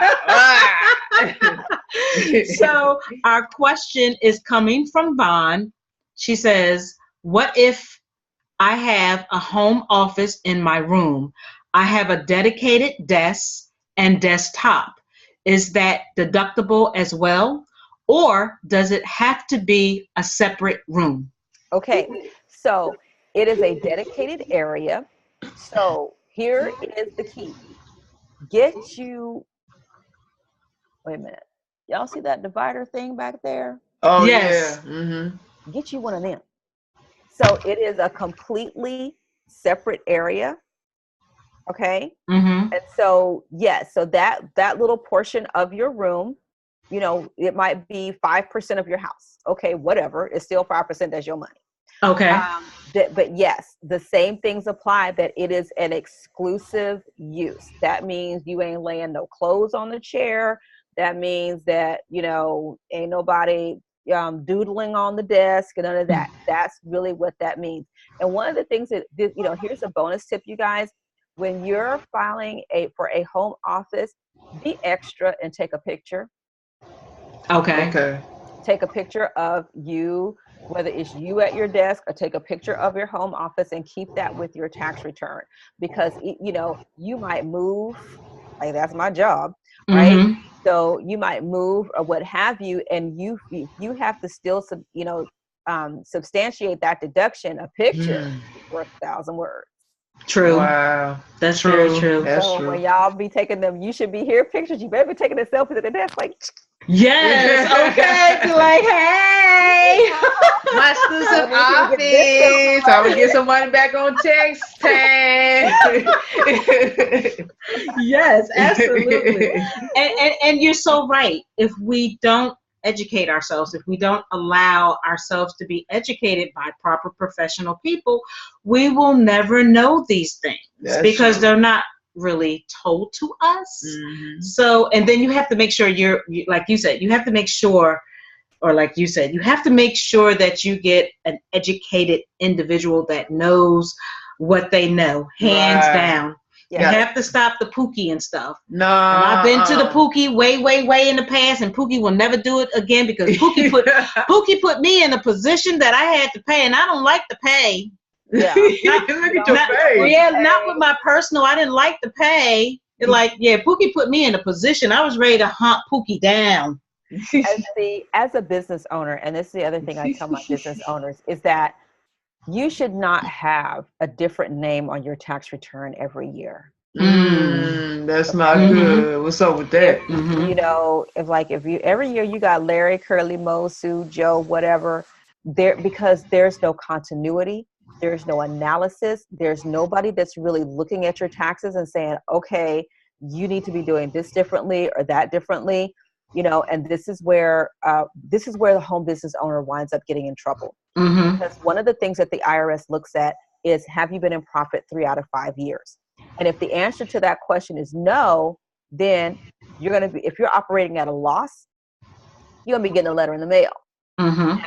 If you have a professional that's really looking at your taxes, you know, is going like, hey, you need to be making some money this year, or you're going to be in some hot water, right? Mhm. So that is the benefit of building relationship with a tax professional, because you have that analysis piece where they're looking at your progress over, you know, year after year after year, and saying, okay, you know, you're getting into a level of income that we really need to look at changing your business structure. Or, hey, you know, I see that you're spending a lot of money in this area, and compared to your overall profit, this is out of whack. You know, you really need that somebody that's not emotionally involved in your business to Mhm. be able to tell you, you know, what's really going on. Because see, when we're business owners, when we're in it, we don't see it. Right. You know, even for me, like my husband asks me every year, he says, why do you pay a CPA to do our taxes? Because the CPA is not in it. Mhm. You know, Mhm. because I you know, I have that peace of mind. I have that extra set of eyes. And believe me, one year she's like, hey, I don't see any internet here. Did you send that to me? I was like, oh, I guess I did not. Right. And so that's why I'm like, you cannot coach and play the game at the same time. So even for me, I have a CPA that does our taxes. I send all of my stuff to her, and I focus on everybody else's. You're like, yeah. And she asks me the same question every year. Why do you send me your stuff? You slipping now. Why you ain't saying it now? She's like, why? She's like, why do you keep sending me your stuff? Because you can look at my stuff with fresh eyes. Right. And I look at everybody else's stuff with fresh eyes. So it's you know, so for me, it's that extra peace of mind. Okay. Well, Vaughn, definitely, she said, thank you, LuSundar. That's a great tip. Yes, it definitely was a great tip. That It really was. was. Now, explain to us what the tax debt resolution is. Mm-hmm. What is that about? So when you get this bill in the mail that you can't pay, Mm-hmm. that's where the tax debt resolution piece comes in. Okay. Because there are lots of ways to resolve your tax debt with the IRS and to remain in good standing. Where we go wrong is, like I said, we act like we don't see them letters. Okay? Yes. We need for us to get past that. Yes. So what I'm able to do is be able to talk to the IRS on your behalf, right? So you know, so when it comes down to tax debt, all right. So the IRS has 10 years to collect a tax debt from the time they assess the debt. Okay. So if you have somebody, let's say, that did not report income 3 years ago. Now, let me tell you why the 3 years, like people like, why did the IRS take 2 or 3 years to say something? Because you have 3 years to file for a refund. So after those 3 years, if you're due a refund, it's going to stay in the Treasury's pocket. Okay. So now, so after that 3rd year, they've got, you know, a 1099K or a 1099 miscellaneous sitting there waiting for you. If you have never filed, there is no statute of limitations on not filing. Okay. If you filed and didn't report that income, then that's an underreporting penalty. Ooh. Dang. When you underreport your income, okay? So then, you know, you get the letter and the IRS says, okay, you owe us $15,000. And you're like, wait, what? How did I get there? I don't have $15,000. Like, how did I get here? And, you know, and all of these things. So what I do is I'm able to talk to the IRS on your behalf. And if it's at a, you know, and the way that the IRS looks at things, like, you know, like how people, you know, the people see if you owe the IRS $10,000 or more, call us and we'll get it down to $500. That ain't exactly true. Because again, if they feel like they can collect the total amount of what you owe in 10 years, they're not going to deal. But if they feel like, you know, based on your state and local averages for living expenses and all of that stuff, that you don't have the money, then they're going to settle. See, the people that they talking about on TV, oh, they living in this nice house. That's not true. Because you're not going to be living in a $400,000 house with $300,000 worth of equity and not pay your taxes. Okay. Okay. So people that wind up settling those large debts for little sums of money, they have no assets. They probably don't have no job, or they're not making enough money, barely making ends meet. So that's when the IRS settles. Okay. It's not just, you know, I got this tax debt, I don't want to pay it, and so they're going to take $250. Right. No. That's a no. Okay. IRS don't work like that, boo. They are not stupid. No, so that's what tax resolution is. That's where, you know, I can, you know, go to the IRS on your behalf and figure out what's going to be the best solution for you, whether it is an offer in compromise or creating a payment plan. Gotcha. Okay. That makes sense. It does. It's so much more to learn with you. We're going to have to definitely have you back on. Definitely. As a guest again. Because you know what? I have no shame now because I'm securing myself, but I have no shame. I was one of those ones again who I let a Pookie and Shaquana and all that, do that, and I got ripped off, where I probably could have gotten a refund but had to wind up paying. But if you did it correctly, you wouldn't have been in that jam. Right. But that's not it was a learned lesson. Yeah. And so that's why I've been so careful. However, again, with the story I shared with the tax preparer coming to my job and everything, and I still haven't seen anything from last year. I don't know if I have money. Did you file it? I don't know. So the process you got to go through. What other process? Deductions, exactly. Making sure everything, the numbers right. You don't know nothing. Exactly. So I'm glad that I found you in the group, and I'm glad that I shared your videos and everything, because this makes me learn so much more. And and it's not being racist, but we as a Black community especially, we need to know what's what. We need to know the ins and outs, the do's, the don'ts, to protect ourselves, because we are an investment.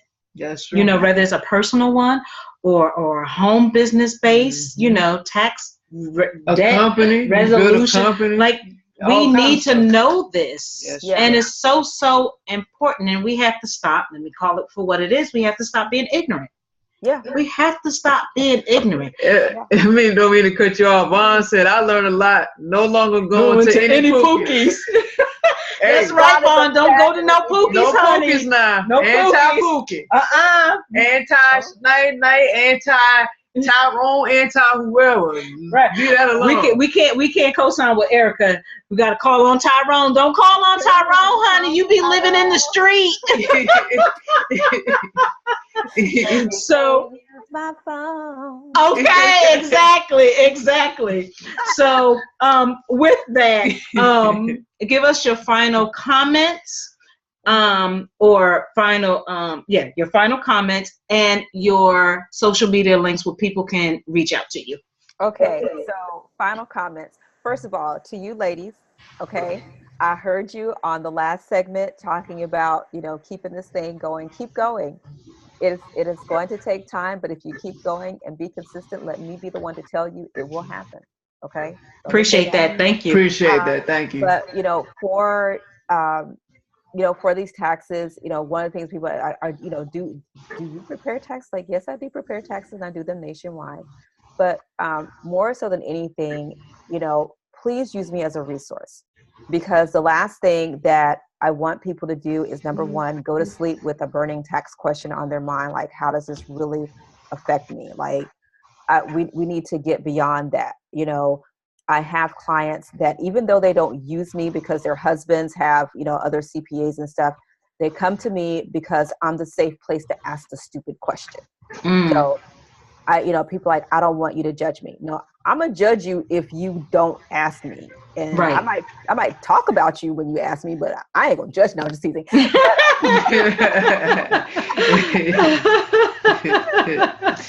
for real. I'm gonna talk about you, but okay. But really, we have to start asking the questions and not be afraid to pay for the advice, because that small investment on the front is going to save you on the end. And if you are smart, ain't got time. Listen to me, at taxes, okay? Taxes is the biggest expense you're going to pay, more than housing, more than raising kids, more than paying tuition, all of that stuff. Taxes is your biggest expense. So why stay ignorant and pay more than you have to when there are ways, if you would talk to the right people? And listen to me, all rich people, they ain't shady. If you take the time to ask them, they will tell you.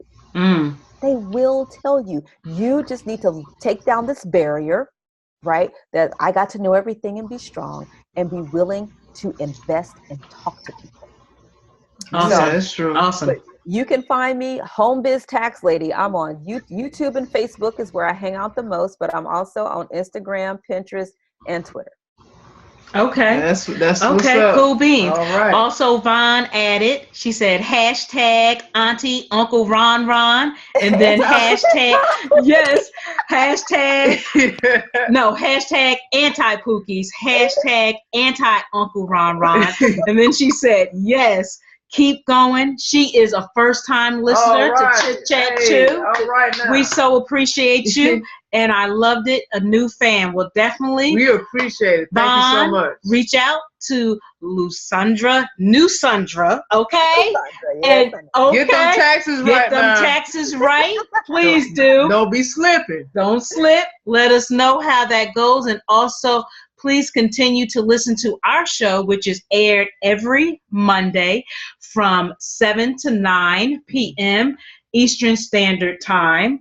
If you're in another standard time, then it's 3 hours behind, like PST, Pacific Standard Time, where you guys are 3 hours behind us, or wherever you're at. We'll make sure that we put the times in there so you can tune in to us.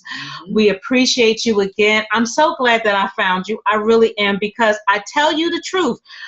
I went out on a limb and said, okay, I want a tax specialist. This is tax time, blah, blah, blah. People did what they did, and it's for their reason, and I'm not even mad anymore because I was feeling in my feelings.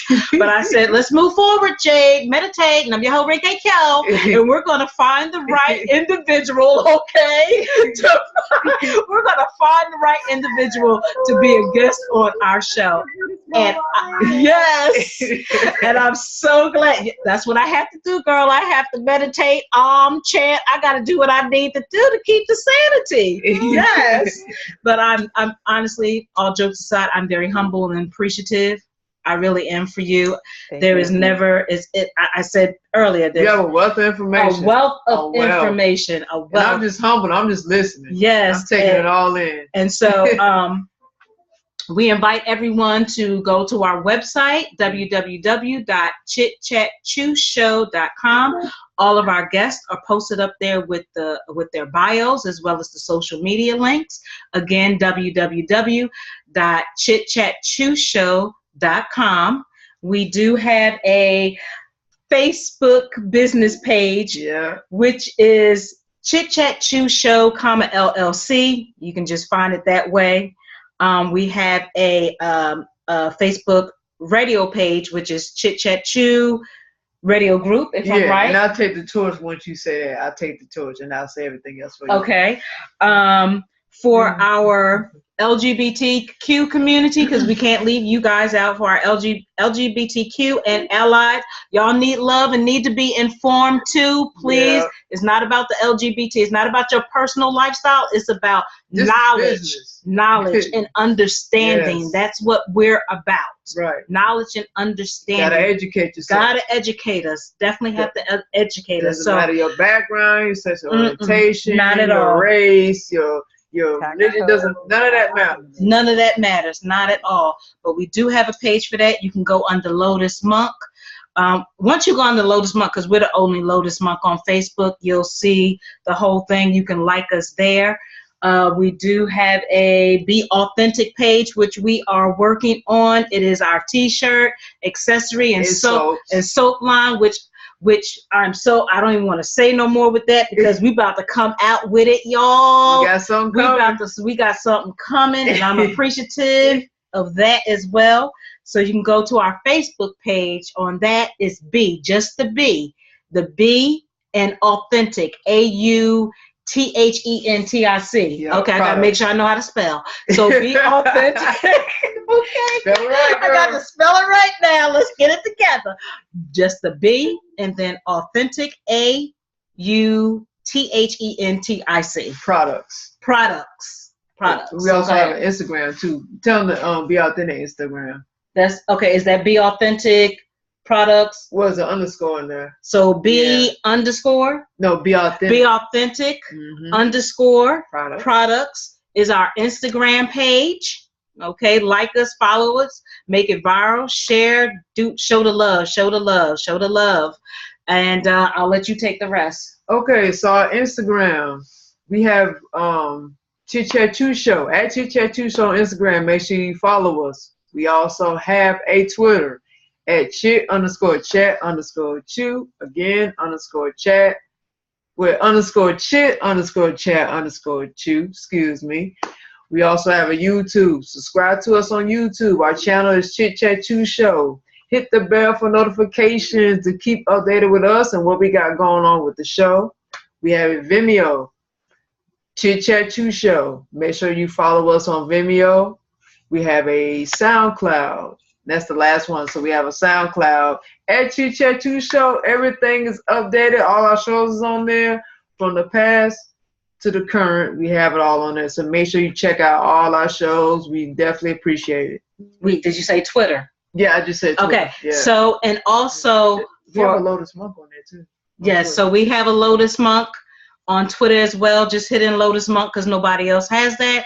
Hit us up with Lotus Monk. Again, we want to serve. We are here to serve. We are here to educate. We are here to support.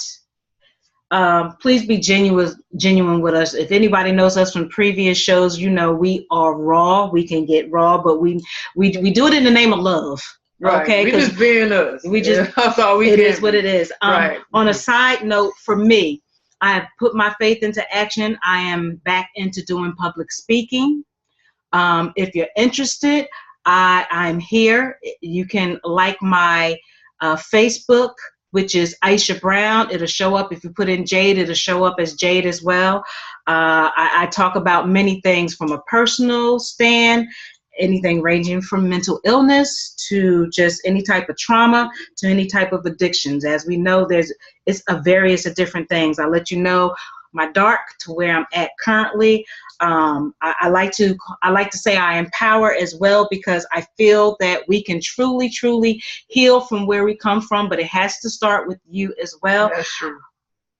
And in addition to giving resources and support, because sometimes we as women, we don't know things. So it's always nice to, share that support, share those resources, but you have to open your mouth, because a closed mouth do not get fed. Sure I truly, truly, truly, truly know that. And I don't like to go hungry. Don't like to go hungry. You got to speak up. So you have to speak up, and you have to put your faith into action. There's very generous and loving people that will feed you. And like LuSundar said, there are good people out here. Everybody is not bad. You have to open yourself, even if it's just a little. There are good people out here that mean you good. It might not be a large portion of it, but it's a nice handful of people. It's good people that's out here that's willing to assist. Right. You just have to open your mouth. That's true. That's very important. If you're interested in being on our show, or if you know someone who wants to get on our show, they can send their information to our business email, which is chitchatchew_show@yahoo.com. Again, chitchatchew_show@yahoo.com. You can hit us up, let us know. We certainly will reach back out to you. Wherever you're at. It could range from small business, medium, large, single business, mommy, entrepreneur, various of things. We both look at the website. We both make final decisions, and we go from there. Right. So definitely. Self-care is so important. We say this every show. I cannot stress enough. Self-care, self-care, self-care. You have to love your temple from head to toe. Is very important. If you don't love yourself, no one else will love yourself. It starts with you from the inside and comes out. Absolutely. Internal, then external. Exactly. I see Vaughn wrote something also. So true. Good people out there. I'll be sending a few people your way. Appreciate you. Thank you so much. Thank you. Do we have anything else? Yes, about the music end of yes. it. Okay, so any artist that's interested in sending music, I want you to send it to chitchatchew_show@yahoo.com. Now you must send your social media info and, of course, your music. We have a certain criteria with the music that you send, because, well, for me, the most part, I check the music, and most times if I like it, Jay likes it. So we're looking for either of these criteria here. Okay, it could be lyrical, it could be real, it could be true, it could be socially conscious, it can be creative, it could be, have a message to it, whatever it may be. Long if it has a good vibe to it and we can actually relate to it, if it has good energy, then that's what we're going to connect to. So please send your music over, and we definitely appreciate it. Rather you're a rapper, singer, spoken word artist, what have you. And if you want to be a guest on the show as an artist, please, send your info over as well. So okay, we definitely gonna look into you first. Now we ain't gonna let in everybody because you're an artist and rather you're a rapper, singer, So most of the time I listen to your music first. If I can vibe with that, then you definitely ain't there as far as getting an interview, and we can definitely go from there. Okay, so last comments from Vaughn. Again, we appreciate you. She was just affirming, yes, living your best life, but you have to start by loving yourself first. Absolutely, Vaughn. So we're definitely all in agreement with that. Again, LuSundar had to get off. She had another engagement, but we thank you, and you are so welcome. We appreciate this. We plan on in the near future having you come back to talk about, what happens after that deadline, which is April 15. What happens like after that with people doing their taxes and stuff like that. Right, if they don't meet the deadline. If they don't meet the deadline. Right. So thank you, Vaughn. Thank you, Judy. Thank you, Beverley. Thank you, Stoney. Thank you for all the people that came on, even if it was for a hot minute. We thank you so much. There was a Rachel. There was it was somebody else that had like numbers and letters in it. But whoever you was, thank you for that. Appreciate you. We thank everybody for the energy. Enjoy the rest of your evening and your week. And that's all I have to say. I have nothing else to say. I'm out this thing. Peace and blessings, everybody.